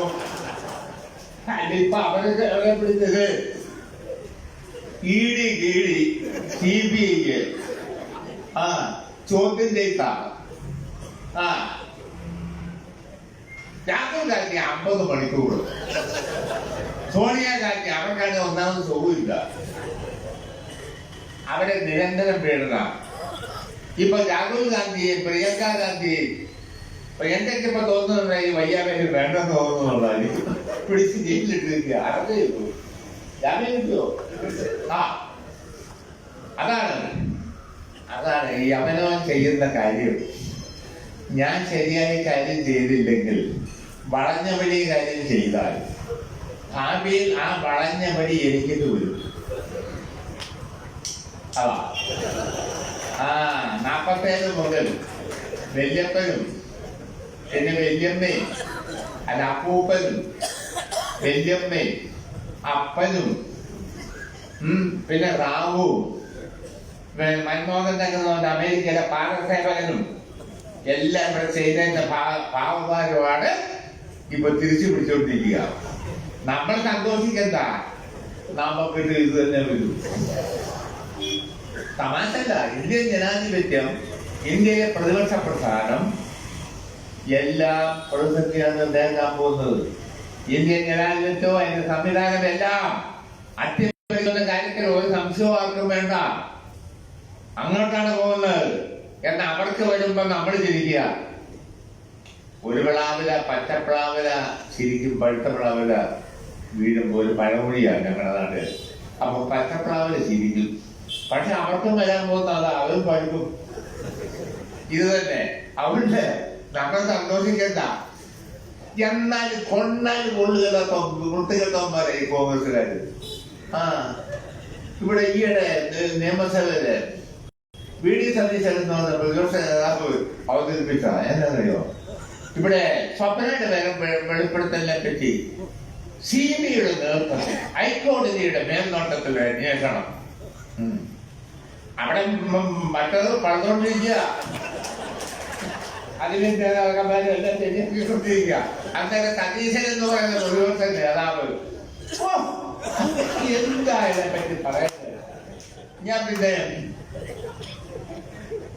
ഞാൻ ഒന്നും പറയുന്നില്ല. മോശമാണ്. തമാശല്ലെന്ന് പുള്ളി പറഞ്ഞത് ഞങ്ങളുടെ അത്ഭുതത്തോടു കൂടി ഇരിക്കുക നിയമസഭയില്. പുള്ളിയുടെ മഹത്താവില്ല നോക്കുക. കൊണ്ടാലും അനുവദിക്കല. അയ്യോ, അതാണ് സ്ഥിതി. അപ്പൊ രാജ്യത്തിന്റെ കാര്യം പോക്കാം. ഒരു സംശയവും വേണ്ട. 8 വർഷമായി ഇന്നത്തെ നിലയിൽ. ഇതിനെ എതിർക്കാൻ ആരാ ഉള്ളേ? നമ്മളുണ്ട്. ഇടതുപക്ഷത്തിന്റെ പരിമിതിയുണ്ട് ഒരുപാട്. നമുക്കിവിടെ ഒരു നിലപാടുണ്ട്. ഇടതുപക്ഷത്തിന്റെ പരിമിതി ഒരുപാടാണ്. കോൺഗ്രസ് ആണേലോ നാശത്തെ നേരിടുക. ഇന്നത്തെ കോൺഗ്രസ് നാളത്തെ BJP. ഒരുത്തരം വിശ്വസിക്കാൻ പറ്റില്ല. കള്ളന്മാര് കൈക്കൂലി മേടിച്ച് പോവുക. ഇവിടുന്ന് പോകുന്നവർ അവിടെ ചെല്ലുമ്പം 10 കോടി എന്ന് പറഞ്ഞാൽ പോകും. 200 MP-മാരും MLA-മാരും പോകുമാറി. 10 കോടി 5 കോടി എന്ന് കേൾക്കുമ്പം മത്സ്യം കാണുമ്പോൾ നായികവാതിൽ വെള്ളം വരുന്നത് പോലെയാണ് കോൺഗ്രസ് MP-മാർക്കും MLA-മാർക്കും വായിൽ പൊതി വരിക. പൈസ പൂർണ്ണമാകുക. അത് കഴിഞ്ഞ ഇപ്പം ഗോവയില് വീണ്ടും ഈയിടെ മാറിയിട്ടുണ്ട്. ഈയിടെ മാറിയിരിക്കുക. അതുകൊണ്ട് ഇന്ത്യൻ ജനാധിപത്യം, ഇന്ത്യയിലെ പാർലമെന്ററി ഡെമോക്രസി, ഇന്ത്യയിലെ ബഹുസ്വരത ഇതെല്ലാം തകർത്ത് ഏകസ്വരതയിൽ എത്തിക്കുകയും പ്രിയപ്പെട്ടവരെ ജനാധിപത്യ പാർലമെന്ററി ഡെമോക്രസിയെ തന്നെ അട്ടിമറിക്കും എന്ന കാര്യത്തിൽ യാതൊരു സംശയവും വേണ്ട. നമ്മുടെ ആളുകള് കോൺഗ്രസിനെ ശരിയാക്കുന്ന കാണുമ്പോൾ നമുക്കൊരു സന്തോഷം തോന്നുന്നു. സന്തോഷിക്കൊന്നും വേണ്ട. നമുക്കും ഇതൊക്കെ തന്നെയായിരിക്കും വരാൻ പോകുന്നത്. ഒരു സംശയവും വേണ്ട. പിന്നെ നമ്മള് കട്ടം നമ്പർ നമ്മളെ ചെയ്യാനില്ല. അതാ ഞാൻ പറയാം നെഹ്റു സ്ഥാപിച്ചതാ, നെഹ്റുവിന്റെ കാലത്ത് സ്ഥാപിച്ചതാ പത്രം. അതെല്ലാം സീൽ ചെയ്തില്ലേ? എന്ത് മര്യാദ പറ? പത്രമില്ലേ അത്? എന്തെല്ലാം പീഡനമാണ്. ഇപ്പൊ സോണിയാഗാന്ധിക്ക് തോന്നുന്നുണ്ടായിട്ട് എന്നാ പറയാനാ ഈ രാഹുൽ ഗാന്ധിയെ പ്രേമിക്കാൻ വേണ്ടി ഇങ്ങോട്ട് വരികയുണ്ടായിരുന്നത് അവർക്ക് തോന്നുന്നുണ്ടാവുന്ന എനിക്ക് തോന്നുന്നത്. അങ്ങനെ ഇപ്പൊ പറ്റിപ്പോയില്ലേ? അതല്ലേ ഇപ്പൊ അവസ്ഥ. അതുകൊണ്ട് രാജ്യം ഇതിന്റെ അർത്ഥം എന്ന് പറഞ്ഞാൽ ഇന്നല്ല നാളെ നമുക്കും ഇത് തന്നെയാണ്. അതാ അത് കാണുമ്പോ നമ്മൾ സഹകരിക്കണ്ട. നമുക്കും ഇതൊക്കെ വരുമെന്ന് ജാഗ്രത നമ്മൾ കാണിച്ച നന്നായിരിക്കും. അതാണ് വിലകയറ്റവും തൊഴിലാളിയെയും പട്ടിണിയും ദാരിദ്ര്യവും ഇന്ത്യൻ പാർലമെന്ററി ഡെമോക്രസി നേരിടുന്ന ഏറ്റവും വലിയ പ്രതിസന്ധി, ഏറ്റവും വലിയ തകർച്ച. എന്റെ പ്രിയപ്പെട്ട സുഹൃത്തുക്കളെ, ഈ രാജ്യം 75 വർഷം പിന്നിട്ട് കഴിഞ്ഞു. സ്വാതന്ത്ര്യം നേടിയിട്ട് 75 വർഷം പിന്നിട്ടെങ്കിൽ എവിടെ നിൽക്കുന്നു? രാജ്യത്തെ ജനകീയ പ്രശ്നങ്ങൾക്ക് പരിഹാരമുണ്ടോ? ഈ കേരളം കൈവരിച്ച നേട്ടം ഇന്ത്യ ഏതൊരു സംസ്ഥാനത്ത് കൈവരിക്കാൻ കഴിഞ്ഞോ? ഇല്ല. ഇവിടെ നമുക്ക് നമ്മുടേതായ അസ്തിത്വമുണ്ട്. നമ്മുടെ ഗവൺമെന്റുകൾ അതിനുള്ള നടപടികൾ സ്വീകരിച്ചിട്ടുണ്ട്. 57 മുതൽ കർഷക തൊഴിലാളിക്ക് കൂലി കൊടുക്കണമെന്ന് പറഞ്ഞ് ഗവൺമെന്റ് തന്നെയല്ല സംഘടിതമായ പ്രക്ഷോഭണം നടത്തിയിട്ടുണ്ട്. അതാണ് അവകാശ സമരങ്ങളിൽ പോലീസ് ഇടപെടാൻ പാടില്ല എന്ന് നിയമം കൊണ്ടുവന്ന് ഇന്ത്യയിൽ, കേരളത്തിൽ, ഇന്ത്യയിൽ എവിടെയെങ്കിലും നിയമമുണ്ടോ? പ്രിയപ്പെട്ടവരെ, എല്ലാവർക്കും വിദ്യാഭ്യാസം എന്ന മഹത്തായ ലക്ഷ്യം, വൈദ്യസഹായം, ആരോഗ്യ രംഗത്തെ മുന്നേറ്റം, ഭൂപരിഷ്കരണ നിയമം എല്ലാം ഇന്ത്യയിൽ ഒരു സംസ്ഥാനത്തും നടക്കാത്ത കാര്യമാണ്. ഒരു സംസ്ഥാനത്തും. ഞാൻ ഒറ്റ ഉദാഹരണം പറയാം. ഈ ഹിന്ദി വ്യക്തിയുണ്ട് മറ്റ് സംസ്ഥാനങ്ങളിൽ നിന്ന്, ഉത്തരേന്ത്യൻ സംസ്ഥാനങ്ങളിൽ നിന്ന്, മധ്യപ്രദേശിൽ നിന്നും, യുപിയിൽ നിന്നും, പ്രിയമുള്ളവരെ മറ്റ് സംസ്ഥാനങ്ങളിൽ നിന്ന് എത്ര ലക്ഷം കോടിക്കണക്കിന് ആളുകളാണ് തൊഴിലന്വേഷിച്ച് ഇങ്ങനെ വിടുക. അന്യ സംസ്ഥാന തൊഴിലാളി. നമ്മളെ അവരെ കാണുന്ന, നമ്മുടെ ഗവൺമെന്റ് കാണുന്ന അതിഥി തൊഴിലാളി എന്ന മട്ടില്ല. അത് ശരിയാ. അവരിങ്ങനെ വരുന്നത് എന്തുകൊണ്ടാ? അവർക്കിത് ഗൾഫാ. നമ്മുടെ ഗൾഫ് മറ്റെടുത്താ. അവർക്കിത് ഗൾഫാ. അവിടെ നാട്ടിൽ കൂലിയില്ല, ജമ്മിമാരാ. 1000 ഏക്കർ 5000 ഏക്കർ ഒരു മുതലാളിയുടെ ജമ്മിയുടെ കയ്യിലാ. അവിടെ കൂലി എന്ന് പറഞ്ഞാൽ 50 രൂപ കിട്ടും. കൂടുതൽ മിണ്ടിപ്പോയ കൊല്ലും. 10 രൂപ. യുപിയിലൊക്കെ കണ്ടില്ലേ? ജമ്മിമാരുടെയും വലിയ പ്രധാനമാരുടെ മക്കളാണ് ഹരിജൻ പെൺകുട്ടികളെ ബലാത്സംഗം ചെയ്ത് കൊന്നു. ആദിത്യനാഥിന്റെ ഗവൺമെന്റ് ആ ബോഡി രക്ഷകർത്താക്കൾക്ക് വിട്ടുകൊടുത്തില്ല. പോലീസ് കൊണ്ട് കത്തിച്ചു കളഞ്ഞു. അതാണ് ഇന്ത്യ. ഈ കേരളം പോലെ അല്ലെന്ന്. ഈ കേരളത്തിലെ നീതിബോധവും ഇതൊന്നും എന്റെ പ്രിയപ്പെട്ട സുഹൃത്തുക്കളെ ഇന്ത്യയിൽ ഇല്ല. പോയവർക്കറിയാം. നടക്കാൻ പോകുന്നുള്ളൂ. ഞാൻ പറയാം, തലയ്ക്ക് വെളിവുള്ളവരാരെയും അയോധ്യയിലെ പള്ളി പൊളിക്കുവോ? പള്ളി പൊളിക്കാൻ കൂട്ടു നിൽക്കുവോ? പള്ളിക്കകത്ത് നൂറ്റാണ്ട് വഴക്കമുള്ള പള്ളിക്കകത്ത് കോൺഗ്രസിന്റെ ഭരണം സ്വാതന്ത്ര്യാനന്തര ഇന്ത്യയിൽ 49 ശ്രീരാമിന്റെയും സീതയുടെയും വിഗ്രഹം വെച്ചതല്ലേ? നെഹ്റു എടുത്തു കളയാൻ പറഞ്ഞെങ്കിലും സർദാർ വല്ലഭായ് പട്ടേലും യുപിയിലെ സംസ്ഥാന ഗവൺമെന്റ് വല്ലേ അവിടെ നിലനിർത്തിയത്. അവസാനം ഓരോ ഘട്ടത്തിൽ ഇന്ദിരാഗാന്ധിയും മോനും അവിടെ ആരാധന നടത്താൻ എല്ലാം സ്വാതന്ത്ര്യം ഉണ്ടാക്കി കൊടുത്തില്ല വർഗീയവാദിക്ക്. അവസാനം റാവുവിന്റെ ഗവൺമെന്റ് ഈ ശല്യം ചെയ്തിട്ട് പൊളിച്ചു കളയട്ടെ എന്ന് പറഞ്ഞ് ആർഎസ്എസിന് പൊളിക്കാൻ അവസരം ഉണ്ടാക്കി കൊടുത്തില്ലേ? ഇവിടെ നടക്കുമല്ലോ. ഇവിടെ നടക്കുകയില്ല. ഇവിടെ ഇങ്ങനെ ആയതിന്റെ പിന്നിൽ നവോത്ഥാന നായകന്മാരുടെ സംഭാവന, കമ്മ്യൂണിസ്റ്റ് പ്രസ്ഥാനത്തിന്റെ സംഭാവന, ത്യാഗോജ്വലമായി ആയിരക്കണക്കിന് ആളുകൾ രക്തസാക്ഷികളായി നടത്തിയ പോരാട്ടം, ഇതിന്റെ എന്റെ എല്ലാം നേട്ടമാണ്. ഇവിടെ വിട്ട എങ്ങും ഒന്നുമില്ല എന്ന് ഞാൻ പറയാം. ഞങ്ങളുടെ ആ ഇടുക്കി ജില്ലയില് വലിയ തോട്ടങ്ങളുണ്ട്. നിങ്ങളൊക്കെ കരുത് ഞങ്ങളാ കൈയേറി തന്നു. രാജാവ് കൊടുത്തതാ ഭൂമി. ആർക്ക്? കണ്ണന്റെ ബ്രിട്ടീഷ് കമ്പനിക്ക് ലക്ഷക്കണക്കിന് ഏക്കറാ. രാജാവ് തന്നെ കൊടുത്തതാ പീരുമേട് താലൂക്കിലെ തോട്ടം, തേയിലത്തോട്ടം സ്ഥാപിക്കാൻ രാജയുടെ കാലത്ത്.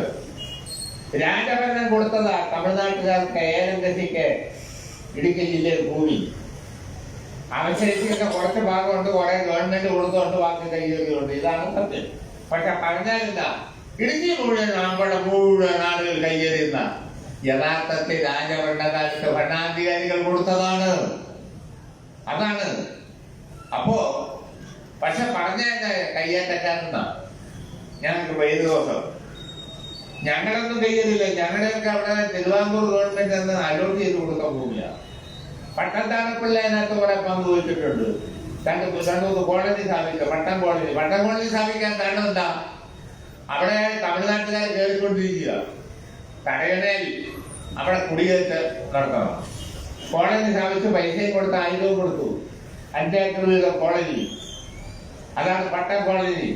എന്റെ മണ്ഡലത്തിലെ പ്രധാന ഒരു കേന്ദ്രം അത് പട്ടം കോളനി. കാന്തല്ലൂർ കോളനി സ്ഥാപിച്ചു. പട്ടം താമസിച്ചുള്ള ഇതെല്ലാമാണ്. പക്ഷേ ഈ നിലയിൽ രാജ്യത്തിന്റെ അഖണ്ഡതയും വലിയ പ്രതിസന്ധിയില്ല. കോൺഗ്രസ് ആണെങ്കിൽ ഏറ്റവും വലിയ പ്രതിസന്ധി. ആകെ നശിച്ചിരിക്കുമ്പോഴാണ് ഇവരെ അവരെ പിടിച്ച് ജയിലിലിട്ടിരിക്കുക. AICC സമ്മേളനമില്ല, തെരഞ്ഞെടുപ്പില്ല, രാഷ്ട്രീയ പ്രമേയ ചർച്ചയില്ല, സംഘടനാ പ്രമേയ ചർച്ചയില്ല. ഒരു രാഷ്ട്രീയ പാർട്ടി ഇതൊന്നും ഇല്ലല്ല. നമ്മുടെ 5 സമ്മേളനം, ലോക്കൽ സമ്മേളനം, ഏരിയ സമ്മേളനം, ജില്ലാ സമ്മേളനം, സംസ്ഥാന സമ്മേളനങ്ങൾ, പാർട്ടി കോൺഗ്രസ്, 23ാം പാർട്ടി കോൺഗ്രസ്, ഇതൊന്നുമില്ല. നമ്മൾ രാഷ്ട്രീയ പാർട്ടിയാകുന്ന എങ്ങനെ പറ? ഒരു രാഷ്ട്രീയ പാർട്ടി ആകണേ അതിനുള്ള നടപടിക്രമങ്ങളില്ലേ? അതൊന്നുമില്ല. എന്തുണ്ട്? നെഹ്റുവിന്റെ കാലത്തുണ്ടായിരുന്നു. ഇന്ദിരാഗാന്ധിയാണ് എല്ലാം തകർത്തത്. അതിന് ശേഷം വന്നു എല്ലാം കോൺഗ്രസാണ്. നെഹ്റു കുടുംബം. നമുക്ക് ഒരു കാര്യം ചെയ്യാം. കാരൽ മാർക്സിന്റെ കുടുംബത്തിന്റെ വലിയ പാർട്ടി ഉണ്ടാക്കി നിൽക്കുമോ? അതെങ്ങനെ ശരിയാവുന്നത്? കാരൽ മാർക്സിന് എന്തെങ്കിലും സിദ്ധാന്തം രൂപപ്പെടുത്തി നെഹ്റു ലെനിൻ വികസിപ്പിച്ചു. അതെല്ലാം നമ്മൾ സിദ്ധാന്തം അംഗീകരിക്കുന്നു. പക്ഷേ മാർക്സിന്റെ വലിയൊരു പാർട്ടി ഉണ്ടാക്കാൻ എങ്ങനെ ശരിയാകാൻ ഗുണം വരുമോ? പറ. ഇത് തന്നെ നെഹ്റുവിന്റെ കുടുംബത്തെ ചുറ്റിപ്പറ്റിയ ഒരു പാർട്ടി. വഴിവെക്കത്ത് കുടവെക്കാത്ത നേതൃത്വം. ഹൈക്കമാൻഡ് എന്ന് പറഞ്ഞ അമ്മയും 2 മക്കളും. ഇപ്പം അലിയതിൽ കൂടെ കൂടും. മകനാണേലോ കച്ച കെട്ടി ഇറങ്ങിയിരിക്കുക. ഇവിടുത്തെ കോൺഗ്രസ്സുകാർ ഇവിടെ കൊണ്ടുവന്ന് നമുക്കിന്റെ കൂടി അയലത്ത് വയനാട്ടിൽ. അതോടുകൂടി അവിടുത്തെ ഏർപ്പാട് UP ഇവിടെ കുഞ്ഞാക്കളെ ചട്ടാനും വേണ്ടിയല്ല, നാത്തൂന്റെ കരച്ചിലാണെന്ന് പറഞ്ഞ് ഞങ്ങളുടെ നാട്ടിൽ പരിപാടിയുണ്ട്. അതാണ് ഈ കോൺഗ്രസ്. ഇപ്പൊ കണ്ടില്ലേ? ഈ എത്ര നാട് ചിന്തൽ ശിബിരം കൂടി. ചിന്തൽ ശിബിരം കണ്ടോണ്ട് ഇവിടെ സുധാകരൻ തുടങ്ങിയിട്ടുണ്ട്. ചിന്തൽ ശിബിരം കേരളത്തില്. എന്നിട്ടൊടുങ്ങി കോൺഗ്രസ്സുകാര് പ്രാർത്ഥിക്കുക രാഹുൽ ഗാന്ധിയുടെ മനസ്സ് മാറാൻ. എന്തിനു മനസ്സ് മാറാനാ? വില കൊടുത്തോ കപ്പിലൊക്കെ ഒന്നുമില്ലെന്ന് എല്ലാം പോയി. അതാണ്. ഇടയ്ക്കിടയ്ക്ക് മുങ്ങും. എവിടെ പോയെന്ന് അമ്മയ്ക്ക് അറിയാൻ മേല, പെങ്ങൾക്ക് അറിയാൻ മേല, അടിയെന്നും അറിയാൻ മേല. അയാളിപ്പോ നേതൃത്വം ഏറ്റെടുത്ത് ഇവിടെ എന്നതാ പറയുക? ആപത്തില്ലാത്ത കാലത്ത് എന്ന് പറഞ്ഞോലെയാ. എന്ത് ചെയ്യാനാ? ഇടയ്ക്കിടയ്ക്ക് മുങ്ങാൻ ചോദിക്കാം. രാഹുൽ ഗാന്ധി മുങ്ങുന്നപോലെ ഞാൻ മുങ്ങിയാൽ എന്താ പറയും? പലരും പറയും പണിക്ക് അവിടെ വേറെ വെപ്പാട്ടിയും പിള്ളേരോടൊക്കെ അങ്ങനെ പറയൂ. നല്ലതൊന്നും പറയുമോ? തമാശ പറയല്ലെന്ന്. അവരങ്ങനെ മാതൃഭൂമി അങ്ങനെ തന്നെ പറയും. അവര് പറഞ്ഞ നമുക്കില്ല അത്ഭുതമുണ്ടോ? ഇല്ല. ഞാനൊക്കെ പാർട്ടി വന്നപ്പോ മാതൃഭൂമി മേനോനെ മനോരമ ചെറിയാനെ എന്ന് മുദ്രാവാക്യം അമ്മ മാമമാപ്പിളെ അതിന് മുമ്പ് പോയി. മാമമാപ്പിളയായിരുന്നു ആള്. അപ്പോ ഇങ്ങനെയാണ് കാര്യങ്ങളിൽ കിടപ്പക. സംഗതി പ്രശ്നമാണ്. വഴി വെക്കുന്നത് കുറവെക്കുകയില്ല. എന്ത് ചെയ്യാനാണ്? എന്നൊരു പ്രതിപക്ഷ ഐക്യത്തെ പറ്റി വല്ല ബോധമുണ്ടോ? പണ്ടത്തെ കാലത്തോടെ മുടിഞ്ഞ തറവാട്ടിലെ കാലത്തോടെ കൂട്ട തറവാട് മുടിഞ്ഞു, ഒന്നുമില്ല. എന്നാലും പഴയ പത്രാസ് പിടിക്കുകയില്ല. കോൺഗ്രസ് ഇപ്പൊ അതാണ് അവിടെ സ്ഥിതി കിട്ടില്ലേ. ഇഡിയുടെ കസ്റ്റഡിയിൽ നിന്ന് ഇറങ്ങാൻ നേരെയില്ല. ഇഡി ഇങ്ങനെ ചെയ്യുന്നല്ല, കേസുണ്ടെ അവരെ അറസ്റ്റ് ചെയ്ത് കോടതിയിലാക്കണം. സാമാന്യ മര്യാദ അതില്ല, പീഡിപ്പില്ല. ഇത് കാണുമ്പോ നമ്മുടെ ആളുകൾക്ക് സന്തോഷമാ. ഒരു കാര്യം നമുക്ക് എഴുതി വരും, കരുതി കൂട്ടിയാന്ന്. കോൺഗ്രസ് ഒരുപാട് ദ്രോഹം ഈ രാജ്യത്ത് ചെയ്തു. അതിന്റെയാണ് അവര് പരിഹരിക്കുക. ഒരുപാട് പീഡനം, എന്തെല്ലാം പണി സംസ്ഥാന ഗവൺമെന്റ് പിരിച്ചുപിടിയില്. ഇപ്പൊ പണ്ട പാവമായി ഗതികളിലായിരിക്കുക. കഞ്ഞി കുടിക്കാൻ വഴിയില്ലാത്ത വട്ടിലായി. അതല്ലേ? എന്നാലും ഉണ്ടല്ലോ ഇവിടുത്തെ സൂക്കട് ഭയങ്കരമാ. ഇവിടെ നമുക്കിട്ട് വേലയാ ഇപ്പോഴും. എന്നാ ഇതാ കുടിഞ്ഞോണ്ടിരിക്കുക, എന്നാ ഇവിടെയൊന്നും മിണ്ടാതിരിക്കുക. ആ പിണറായി വിജയന്റെ നേതൃത്വത്തിലുള്ള ഗവൺമെന്റ് സാമാന്യ മര്യാദയ്ക്ക് കാര്യങ്ങൾ കൊണ്ടുപോട്ടെ പോകുന്നുണ്ടല്ലോ എന്നല്ല. അവിടെ മുടിഞ്ഞാലും ശരി നമ്മളെ വിടുകയല്ല. അവിടെ ഇവരെ പിടിച്ച് ജയിലിലിട്ടവന്മാരെ കൂട്ടുപിടിച്ചാൽ ഇവിടെ നമുക്കിട്ട് പിടിയും. അതാണ് അവരിവിടെയാ. ഓ സുരേന്ദ്രൻ ഈ വ്യവസായി എല്ലാം വിറ്റ് ഇഷ്ടം പോലെ പൈസ ഉണ്ടത്, കോടികളിലെ കൊടുക്കുന്നത് എല്ലാം വിൽക്കുകയല്ല. നരേന്ദ്രമോദിക്ക് വരെ മുടക്കുണ്ടോ? പുള്ളി കാണാവുന്ന കാലത്ത് ചായക്കപ്പടം നിർത്തിஇருந்தா പുള്ളി തന്നെ പറയുന്നത് ഒന്നുമില്ല. പുള്ളിക്ക് മുടക്കൊന്നുമില്ല, ഇഷ്ടം പോലെ കാശാ. അത് സുരേന്ദ്രനിലും കാണാം. സുരേന്ദ്രൻ കണ്ടില്ല കെട്ടിവെച്ച കാശ് കിട്ടുകയെന്നറിയാൻ രണ്ട് സ്ഥലത്തോ മത്സരം. ഈ എമ്മണി ഇതേയിരിക്കുന്ന MLA ഒക്കെ വില പൊട്ട കാറയിലോ പൊട്ട ജീപ്പയിലോ പറഞ്ഞ വില നിർത്തത്. പുള്ളി ആണല്ലോ ഹെലികോപ്റ്ററില്ലല്ലോ. ഇതിന്റെ ചിക്കൻ എവിടെ കിട്ടി? കാറ്റ് അഴിമതി മോളിൽ നിന്ന് കൊടുക്കുന്ന 500,000 കോടി രൂപ പഠിച്ചു. മറ്റേ ഒരെണ്ണം ഒരു സീറ്റുണ്ടായിരുന്നു, അതും പോയി. ശിവൻകുട്ടി ജയിച്ചവിടെ. ഇതാണ് കാര്യങ്ങളുടെ കിടപ്പ്. അതുകൊണ്ട് രാജ്യത്ത് പൊതു സ്വത്ത്, പൊതുമേഖല, രാജ്യത്തിന്റെ കാർഷിക മേഖല, രാജ്യത്തിന്റെ സമ്പത്താകെ ഇന്ത്യയിലെ ഉരുപിടി വരുന്ന സമ്പന്ന വർഗത്തിന് സ്വത്തുക്കൾക്ക് കൈമാറി കോൺഗ്രസ് തുടങ്ങിയതാണ്. നരേന്ദ്രമോദി ഇത് പൂർണ്ണതയിലെത്തിച്ചുകൊണ്ടിരിക്കുന്നു. ഇന്ത്യൻ ജനാധിപത്യം, പാർലമെന്റ് ഡെമോക്രസി തന്നെ അപകടം, ഒരു സംശയവും വേണ്ട. ഇപ്പോ ഒരു രാഷ്ട്രപതിയെ തെരഞ്ഞെടുത്തു. അവര് അകത്തള വിഭാഗത്തിൽ നിന്ന് വന്നേ സന്തോഷം. നമുക്ക് സന്തോഷിക്കല്ല, നിസ്സാര കാര്യമായി കാണുന്നില്ല. പക്ഷേ അതോടുകൂടി നമ്മുടെ പത്രക്കാരിൽ എഴുതുന്ന കണ്ടാൽ ഓഹോ ഇവിടെ സോഷ്യലിസമായിരുന്ന ഓ രാംനാഥ് കോവിലിനെ കൊണ്ടുവന്നപ്പോ പറഞ്ഞു അയ്യോ ഇവിടുത്തെ ഹൈജനത്തിലെ തേനും പാലും കൂട്ടി ശരിയാക്കുമെന്ന് പറഞ്ഞു. എങ്ങനുണ്ട്? പുള്ളി ഇപ്പൊ പോയി. പിരിയാൻ നേരത്ത് പ്രധാനമന്ത്രി എന്ന് തൊടു. പ്രധാനമന്ത്രി പത്രത്തിൽ എഴുതിയിരുന്നു. പ്രധാനമന്ത്രി രാഷ്ട്രപതി പിരിയാണ് പുള്ളി. ഏറ്റവും അധികം ഹരിജനങ്ങൾക്ക് നിയമനം നിഷേധിച്ച ഈ കാലത്താണ്. അപ്പൊ പിന്നെ രാംനാഥ് കോവിന്ദ് പ്രസിഡന്റ് ആയപ്പോഴത്തേക്കും അവർ നമ്മുടെ കേരളനായിരുന്നല്ലോ നമ്മൾ തന്നെ ആക്കിയത്. വലിയ പങ്ക് നമ്മക്കുണ്ട്. അപ്പോ രാഷ്ട്രപതി ആകുന്ന ഒരാളുടെ ജാതിയും മതവും അല്ല പ്രശ്നം. അയാൾ ഏത് പ്രസ്ഥാനം, അയാൾ കാഴ്ചപ്പാട്, സാമൂഹ്യ വീക്ഷണമെന്ത്, അതാണ് പ്രശ്നം. ഇതൊന്നുമില്ലാതെ ആരെയും പിടിച്ചുകൊണ്ടെഴുതി അവിടുന്ന് ഇപ്പോ ഒരു ആദിവാസി വനിതയാണ് പ്രശ്നത്തെ നല്ല കാര്യം ആയിക്കോട്ടെ. പക്ഷെ അതുകൊണ്ട് ഇവിടെ സോഷ്യലിസം ആകുന്നൊക്കെ പറഞ്ഞാൽ വിട്ടുതുവാ ആയില്ല. അങ്ങനെ ആകട്ടെ. ഭരിക്കുന്നവരുടെ വർഗ താല്പര്യവും കാഴ്ചപ്പാട്, രാഷ്ട്രീയ കാഴ്ചപ്പാട് ഇതിനെ അടിസ്ഥാനപ്പെടുത്തിയേ ഏത് കാര്യവും വരൂ. അതല്ലേ സത്യം. അത് മറച്ചു വെച്ചുകൊണ്ട് പറയുക. ഇപ്പൊ അവര് വന്നോ ആയി നമുക്ക് സന്തോഷം. അങ്ങനെ ഒരു വിഭാഗത്തിൽ നിന്ന് വന്നത് സന്തോഷം. ഇന്ത്യക്കാരനല്ലേ നമുക്ക് അഭിമാനം. പക്ഷെ അതുകൊണ്ട് കാര്യമില്ലായി എന്നും പറഞ്ഞതാ. അതിനോടൊന്നും നമുക്ക് യോജിപ്പില്ല. ചുമ്മാ വിട്ടിട്ടും ഇവിടുത്തെ കയാനാരായണനെ ആക്കിയല്ലോ, നമ്മളും എല്ലാം കൂടിയില്ലാക്കെ. അതോടുകൂടി ഹരിജൻ SC വിഭാഗം എല്ലാം രക്ഷപ്പെട്ടോ? ഇല്ലല്ലോ. പിന്നെ രാംനാഥ് കോവിന്ദ് വന്നല്ലോ, രക്ഷപ്പെട്ടോ? ഇല്ലല്ലോ. ഇതും അത്രയൊക്കെ ഉള്ളൂ. പക്ഷെ ആ വിഭാഗത്തിൽ നിന്ന് വന്നു എന്നുള്ളത് സ്വാഗതാർഹം, നല്ല കാര്യം. ഇങ്ങനെയൊക്കെയാണ് കാര്യങ്ങളുടെ കിടപ്പ്. അതുകൊണ്ട് ഞാൻ പറയാ, ഇപ്പോ കേന്ദ്ര ഗവൺമെന്റ് നമ്മുടെ തലവേദനയാണ്.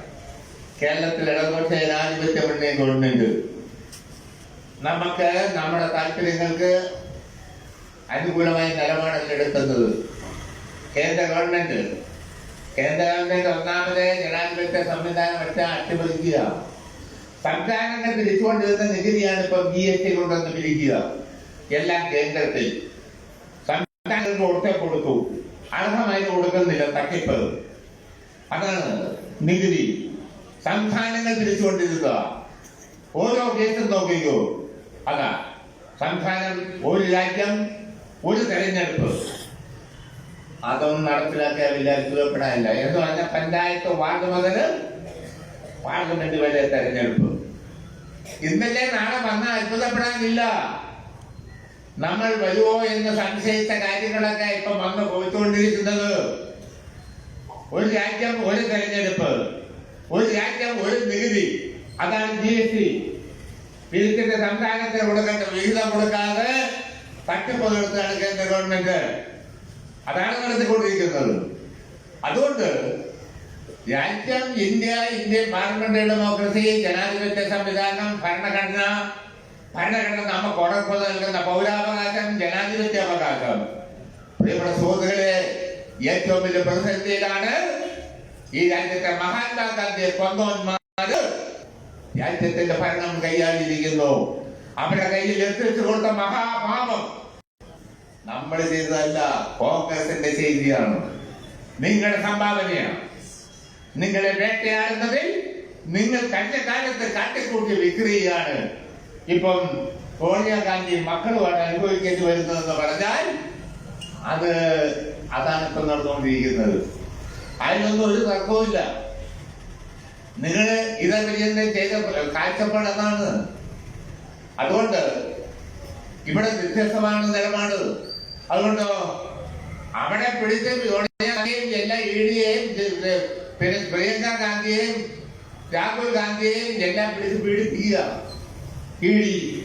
ഇവിടെയോ, ഇവിടെ BJP ആയി കൂടി നമുക്കിട്ട് പണിയാ. അതപ്പം നടന്നുകൊണ്ടിരുന്നത് ഇവിടെ. അതല്ലേ 2014 നമ്മൾ അധികാരത്തിൽ വന്നു. നമ്മൾ കേരളത്തിലെ ജനങ്ങളോട് അന്ന് പറഞ്ഞു, LDF ഞങ്ങൾ 600 പരിപാടി നടപ്പിലാക്കും. അതല്ലേ, അതിൽ 580 പരിപാടി നടപ്പിലാക്കി. നമ്മൾ പറഞ്ഞു വീടില്ലാത്തവർക്ക് വീട് കൊടുക്കും. കോൺഗ്രസ് വീട് കൊടുക്കുമെന്ന് പറഞ്ഞ് കബളിപ്പിച്ചു. പക്ഷേ 3 ലക്ഷം പേർക്ക് വീട് കൊടുത്തു. അവശേഷിക്കുന്നവർക്ക് ഈ ഗവൺമെന്റ് കൊടുക്കും വീട്. തർക്കം വേണ്ട. ഉമ്മൻചാണ്ടി 30 ലക്ഷം പേർക്ക് പെൻഷൻ കൊടുത്തു എന്ന് പറഞ്ഞു. 600 രൂപ പറഞ്ഞു. 1.5 വർഷം കുടിശ്ശിക നമ്മുടെ തലയിൽ വെച്ചിട്ടാണ് ആസനത്തിലെ പൊടി തട്ടി പുള്ളി ഇറങ്ങിപ്പോയത്. കൊടുത്തില്ല. പക്ഷെ നമ്മൾ 1600 രൂപ വെച്ച് കൊടുത്തു. ഉമ്മൻചാണ്ടി നിങ്ങൾ അവിടെ പോയി ഇവിടെ പോയി വേണ്ടി നിന്ന് പറഞ്ഞപ്പോ കേരളത്തിന്റെ മുഖ്യമന്ത്രി പിണറായി വിജയൻ പറഞ്ഞു, നിങ്ങൾ പ്രായമായവരാ, അതിലെ ഇതിലും പോകണ്ട, നിങ്ങളുടെ വീട്ടിൽ തന്നെ 1600 രൂപ വെച്ച് കൊടുത്തില്ലേ? കുടിശ്ശിക ഇല്ലാതെ കൊടുത്തു. യഥാകാലം കൊടുത്തുകൊണ്ടിരിക്കുന്നു. ഒരു തർക്കവും വേണ്ട. ഞങ്ങൾ പറഞ്ഞ വാഗ്ദാനങ്ങൾ ഓരോന്നും നിറവേറ്റുക. ഓരോന്നും വിദ്യാഭ്യാസ രംഗം ഹൈടെക് ആക്കി മാറ്റി. 45,000 ക്ലാസ് മുറികൾ ഹൈടെക് ആക്കി മാറ്റി. ഈ രാജ്യത്ത് പൊതുജനാരോഗ്യ രംഗം ഭംഗിയായി നമ്മൾ നേരിട്ടു. പൊതുജനാരോഗ്യ രംഗത്ത് മഹത്തായ സേവനമാണ് പിണറായി വിജയൻ 1ാം ഗവൺമെന്റ് നിറവേറ്റതെന്ന കാര്യം ഞാൻ അവസരത്തിൽ ചൂണ്ടിക്കാണിക്കാൻ ആഗ്രഹിക്കുക. ഈ ഘട്ടത്തിലാണ് COVID-19 മഹാമാരി വന്നു. ചൈനയിലാണ് ആദ്യം തുടങ്ങിയെങ്കിൽ അവർ ആദ്യ ഘട്ടത്തെ ഭംഗിയായി നേരിട്ടു. പിന്നീടും അവിടെ രോഗം കണ്ടു എന്നാണ് റിപ്പോർട്ട്. ഏറ്റവും മോശമായി നേരിട്ടത് അമേരിക്കയിലാണ്. അന്നത്തെ അമേരിക്കൻ പ്രസിഡന്റിന്റെ കയ്യിലിരിപ്പ് അദ്ദേഹം ഇന്ത്യൻ പ്രധാനമന്ത്രി നരേന്ദ്രമോദി ഉറ്റ സുഹൃത്തായിരുന്നു. ഉറ്റ സുഹൃത്ത്. ഏറ്റവും കോടിക്കണക്കിന് അമേരിക്കൻ പൗരന്മാർ മരിച്ചു. ഏറ്റവും മോശമായി നേരിട്ടത് COVID-19 ഏറ്റവും മോശമായി നേരിട്ടത് അമേരിക്ക കഴിഞ്ഞാൽ നരേന്ദ്രമോദിയുടെ ഗവൺമെന്റാണ്, ഇന്ത്യ ഗവൺമെന്റാണ്. ഗംഗാ നദിയും യമുനാ നദിയും ബ്രഹ്മപുത്ര നദിയിൽ കൂടി ശവശരീരങ്ങൾ ഒഴുകി നരേന്ദ്രമോദിയുടെ നാടായ ഗുജറാത്തിൽ ശവശരീരം കൂട്ടിയിട്ട് കത്തിച്ചു പെട്രോൾ ഒഴിച്ച്. പ്രിയപ്പെട്ട സുഹൃത്തുക്കളെ, ആ COVID-19 ഏറ്റവും നന്നായി നേരിട്ടത് കേരളത്തിലെ സഹോ പിണറായി വിജയന്റെ ഗവൺമെന്റ്, LDFന്റെ ഗവൺമെന്റ് ആണ് എന്ന കാര്യം അഭിമാനബോധത്തോടുകൂടി പറയാൻ നമ്മൾ പറയാവുക. ഏറ്റവും ഭംഗിയായി നേരിട്ടു. ജനങ്ങളെ ഗവൺമെന്റ് ചേർത്ത് പിടിച്ചു. ജനാശ്വാസകരമായ കാര്യങ്ങൾ ചെയ്തു. അതാണ് സൗജന്യ റേഷൻ കിറ്റ് നൽകി, എല്ലാവിധ സഹായവും നൽകി. ഇവിടെ നിരവധി നദികളുണ്ട്. 42-43 നദിയുണ്ട്. ഒരു നദിയിൽ ഒരു ശവശരീരം ഒഴുകിയില്ല. ഇവിടെ പിണറായി വിജയന്റെ നാട്ടിൽ, LDF ഗവൺമെന്റ് നാട്ടിൽ അത് അഭിമാനകരമാണ്. ആ നിലയിലാണ് നമ്മുടെ ഗവൺമെന്റ് ആ പ്രശ്നത്തെ നേരിട്ടതെന്ന കാര്യം ഞാൻ ഈ അവസരത്തിൽ ഓർമ്മപ്പെടുത്തുവാൻ ആഗ്രഹിക്കുക. അതാണ് ജനകീയ ഹോട്ടൽ തുടങ്ങി. പട്ടിണിയും ദാരിദ്ര്യവും വരുന്നുവെന്ന് വന്നപ്പോൾ ജനങ്ങളെ ചേർത്ത് പിടിച്ചു. അതാണ് പ്രിയപ്പെട്ട സുഹൃത്തുക്കളെ ഗവൺമെന്റ്, LDF ഗവൺമെന്റ് ചെയ്തത്. അത് തന്നെയാണ് ആ മികമാണ്. വീണ്ടും തെരഞ്ഞെടുപ്പ് വന്നു. ഞങ്ങൾ ഇന്ന കാര്യം ചെയ്തു, വീണ്ടും ഞങ്ങൾക്കൊരു അവസരം താ എന്ന് അഭ്യർത്ഥിച്ചു കേരളത്തിലെ ജനങ്ങളോട്. ഞങ്ങൾ വന്നാൽ 900 പരിപാടി നടപ്പിലാക്കാം എന്ന് വാഗ്ദാനം നൽകി. പ്രിയപ്പെട്ട സുഹൃത്തുക്കളെ, കൂടുതൽ വോട്ടും കൂടുതൽ സീറ്റ് കിട്ടി. 99 സീറ്റ് കിട്ടി. ചില്ലറ ഏർപ്പാടിന് പോയില്ല. ഇപ്പൊ നിയമസഭയിലുള്ള സ്ഥല വയ്യാമേലി തീർന്നേനും. അതാ ചില്ലറ വോട്ടിനാ പോയത്. എല്ലാവരും വോട്ടിനും അതാണ് 99 സീറ്റ്. ഇന്ന് വരെ CPM-ന് 67 സീറ്റ് കിട്ടിയിട്ടില്ല. 67 സീറ്റ്. മികച്ച നിലയിലാണ് തെരഞ്ഞെടുപ്പ് വിജയം ഉണ്ടായത്. ഇല്ലേ? ഗവൺമെന്റ് പ്രവർത്തിക്കുന്ന ഗവൺമെന്റിന്റെ പ്രവർത്തനങ്ങൾക്ക് കേന്ദ്ര ഗവൺമെന്റ് എല്ലാവിധ പാരയും വെക്കുകയാണ്, പ്രതിസന്ധി ഉണ്ടാക്കുകയാണ്. സംസ്ഥാന ഗവൺമെന്റ് താല്പര്യങ്ങൾക്ക് എതിരെയാണ് പ്രവർത്തിക്കുന്നത് എന്നുള്ളതാ. ഇപ്പൊ ഇവിടെ എന്താ, നമ്മുടെ ഗവൺമെന്റ് വന്നപ്പോ വികസന രംഗത്ത് കിഫ്ബി വഴി 1ാം പിണറായി ഗവൺമെന്റ് കൊണ്ടുവന്ന പരിപാടിയാണ് 60,000 കോടിയുടെ വികസന പ്രവർത്തനം. അത് കൂടുതൽ പണം സമാഹരിച്ചു. എല്ലാ ജില്ലകളിലും എല്ലാ മണ്ഡലങ്ങളിലും പ്രിയമുള്ളവരെ ആയിരക്കണക്കിന് കോടിയുടെ നിർമ്മാണ പ്രവർത്തനം, റോഡുകൾ, പാലങ്ങൾ, സ്കൂൾ കെട്ടിടങ്ങൾ, ആശുപത്രികൾ, മെഡിക്കൽ കോളേജിന് പോലും സഹായം നൽകി ഇടുക്കി. അതാണ് ഏറ്റവും വലിയ മുന്നേറ്റമാണ് ഉണ്ടാക്കിയത് ഗവൺമെന്റ്. നിഷേധിക്കാൻ കഴിയില്ല.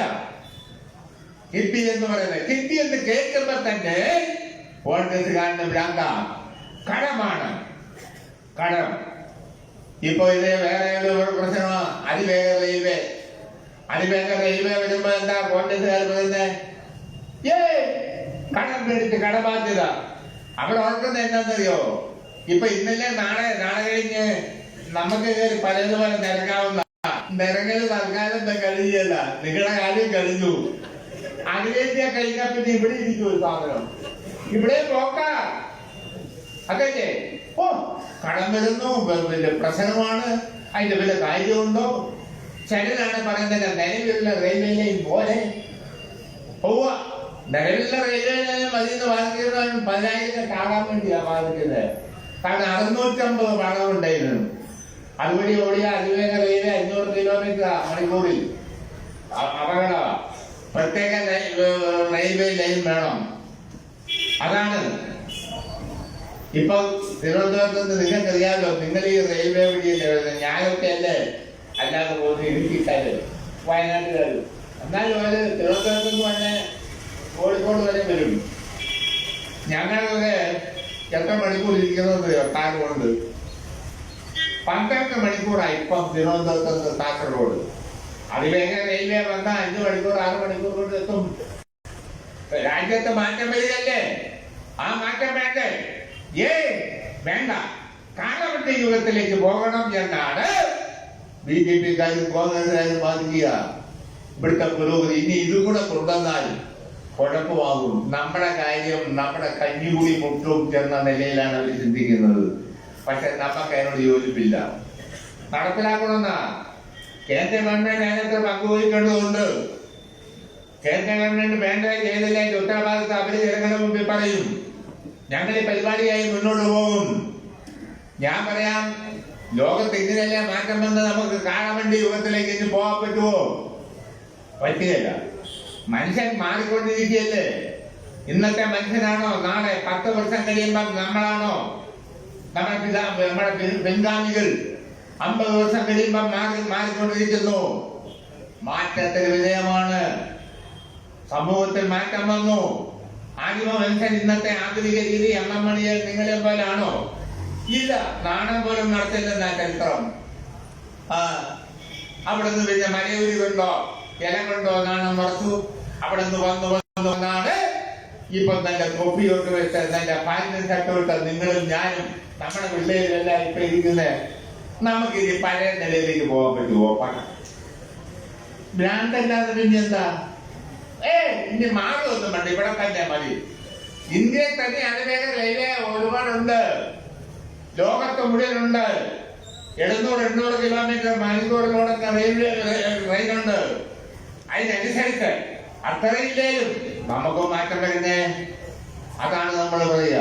അപ്പൊ അതിനെതിരെ സമരം, അതിവേഗതയിലേക്ക് സമരം, വിദ്യാഭ്യാസ രംഗത്തെ പുരോഗതിക്ക് സമരം, കിഫ്ബി വഴിയുള്ള വികസന പ്രവർത്തനത്തിനെതിരെ സമരം. ഈ നാട്ടിൽ രക്ഷപ്പെടാൻ പാടില്ല. അതാണ് RSS ഒരു ഭാഗം. തകർന്ന് തരിപ്പണമാക്കി കഞ്ഞുപിടി പൊട്ടിക്കഴിഞ്ഞ അഖിലേന്ത്യാ കോൺഗ്രസിന്റെ ഭാഗമായ കോൺഗ്രസ് ഈ നിലപാടാണ് ഇവിടെ സ്വീകരിക്കുന്നെന്ന കാര്യം ഞാൻ ഈ അവസരത്തിൽ ഓർമ്മപ്പെടുത്തുവാൻ ആഗ്രഹിക്കുക. അതിനെന്തെല്ലാം പണിയാ, എന്തെല്ലാം പണി? ഇപ്പോ മുഖ്യമന്ത്രിയെ കേന്ദ്രീകരിച്ച മുഖ്യമന്ത്രി, അദ്ദേഹത്തിന്റെ കുടുംബാംഗങ്ങൾ, അതിന് കാരണമുണ്ട്. നേതൃത്വം കൊടുക്കുന്നവരെ കേന്ദ്രീകരിച്ച് വരും. സ്വാഭാവികമായി ഞങ്ങൾക്ക് അത്ഭുതമില്ല. പിണറായി വിജയനാണ് മുഖ്യമന്ത്രി. അതാണ് നമ്മുടെ പാർട്ടിയാണ് നേതൃത്വം കൊടുക്കുന്നത്. LDF ഇടതുപക്ഷ ജനാധിപത്യ മുന്നണി എന്ന് പറയുന്ന ഒരു പൊതു സംവിധാനമാണ്. എല്ലാ കക്ഷിയും വിവിധ കക്ഷികളുണ്ട്, അവർക്ക് തുല്യതയുണ്ട്. അതാണ് ശരി. പക്ഷേ ഇങ്ങനെയുള്ള അതുകൊണ്ട് എന്താ നേതാവിനെ ആക്രമിക്കണം. അതാണ് മുഖ്യമന്ത്രിക്കെതിരെ ആക്ഷേപം. മുഖ്യമന്ത്രി നോക്കുന്നത് കുറ്റം, എടുക്കുന്നത് കുറ്റം.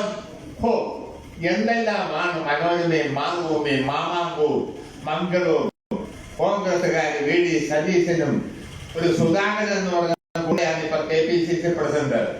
അതിന് എന്തെല്ലാമാണ് പറയുക? നീലറ്റ് എന്ന് പറഞ്ഞ കുഞ്ഞിനെ കൊന്നേന്ന് പറഞ്ഞു, കിഴന്ന് വാങ്ങി. ഞങ്ങളുടെ പിള്ളേരോട് പറഞ്ഞു കേരള പിള്ളേരെ കേരള കൊല്ലാൻ പറഞ്ഞെന്ന്. അതിന്റെ അർത്ഥം എന്നിട്ട് ഇടയ്ക്കിടയ്ക്ക് പറയുക അതല്ലേ ഇടുക്കിയിലെ കുറ്റ 6 മാസം കൂടെ കഴിഞ്ഞ 1-ാമത്തെ ഒരു എഞ്ചിനീയറായി വരേണ്ട പയ്യൻ ആ കുടുംബത്തിന്റെ ആകെ അത്താണിയാ. കുത്തിക്കൊന്നും ഒരു കാര്യമില്ല, സംഘർഷം പോലുമില്ല. തെരഞ്ഞെടുപ്പ് വോട്ടെടുപ്പൊക്കെ കഴിഞ്ഞതാ, ഭക്ഷണം കഴിക്കാനൊക്കെ ഇറങ്ങിയതാ. അവിടെ വെളിയിൽ നിന്ന് കോൺഗ്രസുകാരും ഗുണ്ടകൾ ചെന്നാണ് കുറെ കേസ് പ്രതിയായത് കുത്തിക്കൊന്നിരിക്കുന്നത്. കുത്തിക്കൊന്ന് എരന്ന് വാങ്ങിയെന്നാണ് പറഞ്ഞ KPCC പ്രസിഡന്റ്.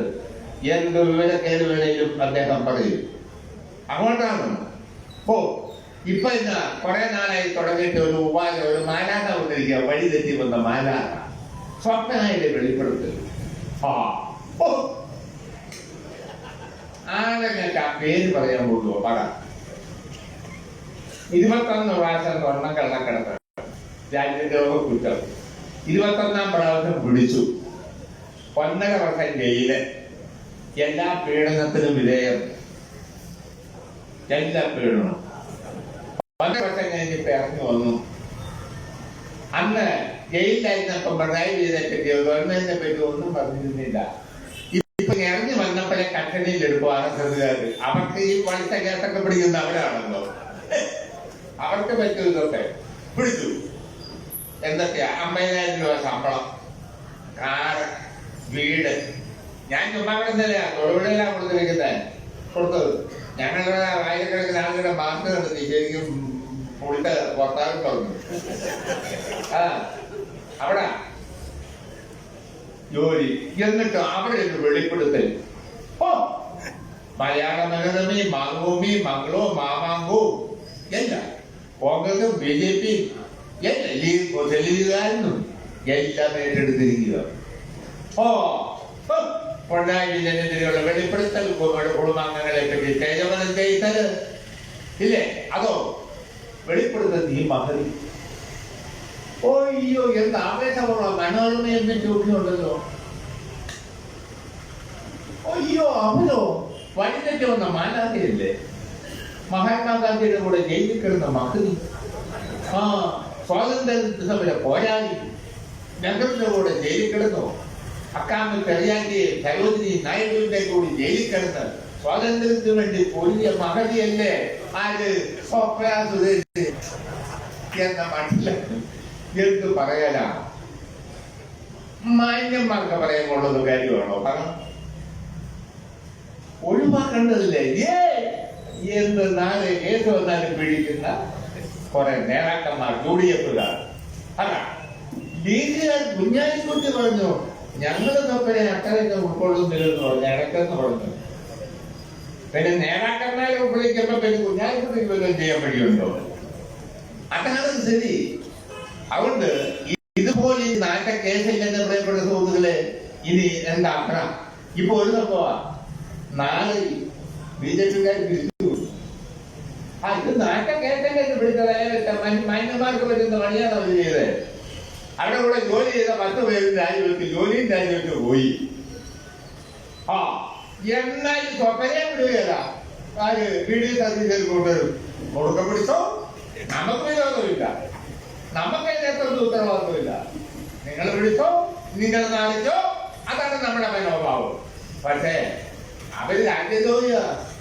രാജ്യദ്രോഹ കുറ്റമാണ് ചെയ്തേ കള്ളക്കടത്ത് MM കള്ളക്കടത്ത് ചെയ്ത MM വിടുവോ ആ MM നല്ല കാര്യം ചെയ്തേ രാജ്യദ്രോഹം അത് കള്ളക്കടത്ത് നടത്തിയാല് അത് ചെയ്തു അവരെ ഇപ്പൊ വഴിതെറ്റി വന്ന മാലാഖ എന്ന നിലയിലാണ് ഇപ്പൊ ഈയിടെ ആ മകൻ ഏതാണ്ടൊക്കെ പറയുന്നുണ്ട് അവര് പറയുന്നില്ല എഴുതി പിടിപ്പിക്കുന്ന കുറെ കൂടി വലിയ പത്രം എന്തെല്ലാമാ എഴുതി പിടിപ്പിക്കുക ഒന്നുമല്ല പത്രത്തിന് മാന്യത വേണ്ടേ നിലവാരം വേണ്ടേ അതൊന്നുമില്ല അതാണ് എങ്ങനെ എഴുതിയ ഗവൺമെന്റ് തകർക്കാം പ്രിയപ്പെട്ട സഹാക്കളെ ഇവിടെ തുടർ ഗവൺമെന്റ് കിട്ടിയത് തുടർ ഭരണം കിട്ടിയത് BJP ചെയ്ത് പൊരുതുന്ന ശക്തികൾക്ക് അഖിലേന്ത്യാ തോതിൽ എല്ലാ സംസ്ഥാനത്തെ പുരോഗമനവാദികൾക്ക് ആത്മവിശ്വാസം പകർന്ന മഹത്തായ സംഭാവനയാണ് ഇന്നേ വരെ കേരളത്തിൽ നടക്കാത്തത് നടന്നു ഒരു തുടർ ഗവൺമെന്റ്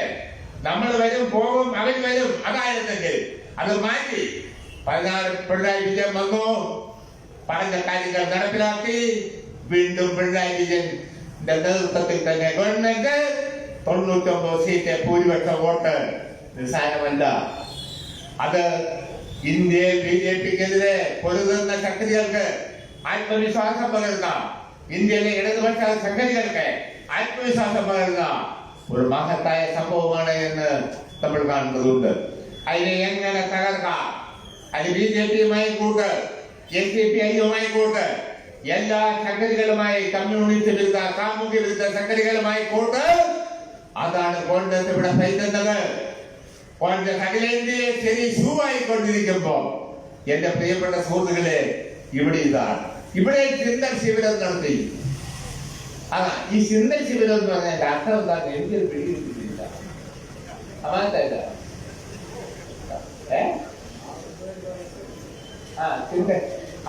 RSSന്റെ ചിന്തൽ ശിബിരമാ അതെ ഇവിടെയും നടത്തി മല എളിയ പ്രസവിച്ചതുപോലെയായി പോയിരിക്കുക ചിന്തൽ ശിബിരം അതുകൊണ്ട് ഇവിടെ ഇടതുപക്ഷ ജനാധിപത്യ മുന്നണിയെ സംരക്ഷിക്കണം ഇടതുപക്ഷ ജനാധിപത്യ മുന്നണിയെ കൊണ്ട് കൃഷിക്കാർക്ക് അനുകൂലമായി കൂടുതൽ നിലപാടുകൾ എടുപ്പിക്കാറുണ്ട് ഇടപെടൽ നടത്തണം കേരള കർഷക സംഘം എന്ന് ഞാൻ ഈ അവസരത്തിൽ ഓർമ്മപ്പെടുത്തുവാൻ ആഗ്രഹിക്കുക ഈ ഗവൺമെന്റ് സംരക്ഷിക്കുന്നത് ഇന്ത്യയിലെ ജനാധിപത്യ ശക്തികളെ സംരക്ഷിക്കുന്നത് ഇന്നത്തെ പ്രതിസന്ധിയിൽ RSS സംഘപരിവാർ ശക്തികൾക്കെതിരെ പൊരുതുന്ന ജനതയ്ക്ക് ആത്മവിശ്വാസം പകരുന്നതാണ് ഈ കേരളത്തിലെ LDF-ന്റെ വിജയം, LDF-ന്റെ തുടർ ഭരണം നടപടി എന്ന് ഞാൻ ഈ അവസരത്തിൽ ഓർമ്മപ്പെടുത്തുവാൻ ആഗ്രഹിക്കുക. അവർക്ക് പ്രിയപ്പെട്ട സഹോദരി സഹോദരന്മാരെ സഹാക്കളെ, ഈ ഗവൺമെന്റിനെ ശക്തിപ്പെടുത്താനും ഈ ഗവൺമെന്റിനെ മുന്നോട്ട് കൊണ്ടുപോകാനും നമുക്ക് കഴിയുന്ന എല്ലാവിധ ശ്രമവും നടത്തേണ്ട ബാധ്യത എല്ലാ വിഭാഗത്തിലും ഉണ്ട്. ഒരു കാര്യം പറഞ്ഞു വയ്ക്കുക, ഇന്ത്യൻ യൂണിയൻ ലീഗുകാരൻ കോൺഗ്രസ് മുങ്ങുന്ന കപ്പല ഈ കപ്പലിന്റെ കൂടെ കൂടി ഞാൻ പറയാം, ഈ കേരളത്തിൽ ബുധന്മാരുടെ രോമത്തിന് തകരാൻ വന്നിട്ടുണ്ടോ? വരാൻ നമ്മൾ സമ്മതിക്കുമോ? ഇല്ല. നിങ്ങളും കൂടി കോൺഗ്രസ് ഭരിക്കുമ്പോഴാ തലശ്ശേരി കലാപം. ഞങ്ങൾക്ക് സഖാ കുഞ്ഞിരാമന്റെ ജീവൻ പോയി. പള്ളിക്ക് കാവലിൽ നിന്ന് ആളിനെ കുത്തിക്കൊന്നു. മാറാട് കലാപം നിങ്ങളുടെ കാലത്താ. ഞങ്ങൾ ഭരിക്കുമ്പോ സീന്ന് ഒരു മുസ്ലിം കുട്ടിയോട് പോലും ചോദിക്കാൻ ഇടയായിട്ടില്ല. അതാണ് ഞങ്ങൾ. അത് ബംഗാളിലും അങ്ങനായിരുന്നു എന്നും ഞങ്ങളുടെ നിലപാടതാ. ഈ ലീഗുകാരൻ ഇതെല്ലാമായി ഈ നാലെല്ലാം പേരുന്നതിന്റെ അർത്ഥം എന്താ ഒരു പിടിയും കിട്ടുന്നില്ല. ഇവിടുത്തെ പുരോഗമനവാദികളായ ഇസ്ലാമിക സമൂഹം ചിന്തിക്കേണ്ട വിഷയമാണിത്. അതാണ് ഇന്ത്യയിൽ വർഗീയതകൾ നടക്കാത്തത് എവിടെ? കേരളം. നടന്നത് എവിടെ? കോൺഗ്രസിന്റെ ഗവൺമെന്റുകളുള്ളിടത്ത് തന്നെ. 10,000 കൊന്നില്ലേ? നെഹ്റുവിന്റെ ഗവൺമെന്റ് കാലത്തും ശാസ്ത്രിയുടെ, ഇന്ദിരയുടെ, രാഹുൽ ഗാന്ധിയുടെ ഗവൺമെന്റ് കാലത്ത് നടന്ന കലാപങ്ങളെല്ലാം മറക്കാൻ പറ്റുമോ? അയോധ്യയുടെ അവസാനം അയോധ്യയിലെ പള്ളി പൊളിച്ചില്ലേ? എന്നാൽ കോൺഗ്രസിന് ആസനമുണ്ടാക്കി ലീഗുകാർ വെക്കുക. എന്നിട്ടോ അവർക്ക് വേണ്ടി, ന്യൂനപക്ഷങ്ങൾക്ക് വേണ്ടി, മതേതര ശക്തികൾക്ക് വേണ്ടി നിലപാടെടുക്കുന്ന ഞങ്ങളെ തേജബലം ചെയ്യാൻ കൂട്ടുനിൽക്കുന്നു. അതാണ് ഇപ്പൊ ലീഗിന്റെ സേവനമല്ല. അതാണ് ഈ കേരളത്തിൽ എടുത്തു പറയാൻ ഏതെങ്കിലും പീഡനം മുസ്ലിം ജനസാമാന്യത്തിനെതിരെ വന്നിട്ടുണ്ടോ? വന്നാൽ നമ്മൾ സമ്മതിക്കോ? അത് ഗവൺമെന്റ് ജില്ലയിലും നമ്മൾ സമ്മതിക്കത്തില്ല. ഗവൺമെന്റ് ജില്ലയിലും ഞങ്ങൾ ഇവിടെ പ്രവർത്തിക്കുന്നുണ്ടോ? സംരക്ഷിക്കും. അതാണ് ഞങ്ങളുടെ കാഴ്ചപ്പാട്. ഞങ്ങളെ അറിയാവുന്നവർക്കറിയാം. അതുകൊണ്ട് എന്റെ പ്രിയപ്പെട്ട സുഹൃത്തുക്കളെ, ഇന്ത്യ കാർഷിക മേഖല പ്രതിസന്ധിയെ നേരിടുന്ന ഈ ഘട്ടത്തിൽ കേരളത്തിലെ ഇടതുപക്ഷ ജനാധിപത്യ മുന്നണി നെല്ല് സംഭരണം പോലുള്ള പരിപാടി കൃഷി വകുപ്പിൽ കൂടി കുറെ കാര്യങ്ങളെല്ലാം ചെയ്ത് ആശ്വാസം പകരാൻ ശ്രമിക്കുന്നുണ്ട്. ഇനി ഗവൺമെന്റ് പരിഗണിക്കേണ്ട പ്രശ്നങ്ങൾ ഉണ്ടെങ്കിൽ കൈവശാവകാശം പട്ടയത്തിന്റെ വിഷയം അവശേഷിക്കുന്നുണ്ട്. ഭൂപരിഷ്കരണ നിയമം 64-ലെ നിയമവും 93-ലെ നിയമം ഭേദഗതി ചെയ്യുന്ന വിഷയമുണ്ട്. അതെല്ലാം ഗവൺമെന്റ് സജീവമായ പരിഗണനയിലാണ്. അവയ്ക്കെല്ലാം ഉടനെ തന്നെ പരിഹാരം ഉണ്ടാകും. അതിനുള്ള നടപടി വരും എന്ന കാര്യത്തിൽ യാതൊരു സംശയവുമില്ല. അവർ കേരള കർഷക സംഘത്തിന്റെ പ്രവർത്തനം സജീവമാക്കണം.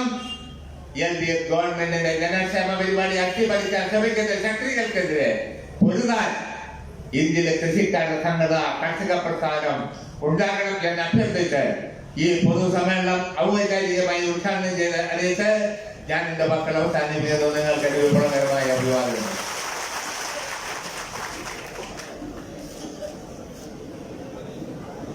ഒരു 5 മിനിറ്റ് കേസിൽ ഇവിടെ തീരുമാനിക്കപ്പെട്ട ആളുകൾ എത്തിയിട്ടുണ്ട്, കൃഷിക്കാരെത്തിയിട്ടുണ്ട്. അവരെ ആദരിക്കുന്നതിന് വേണ്ടി ബഹുമാന്യനായ MLA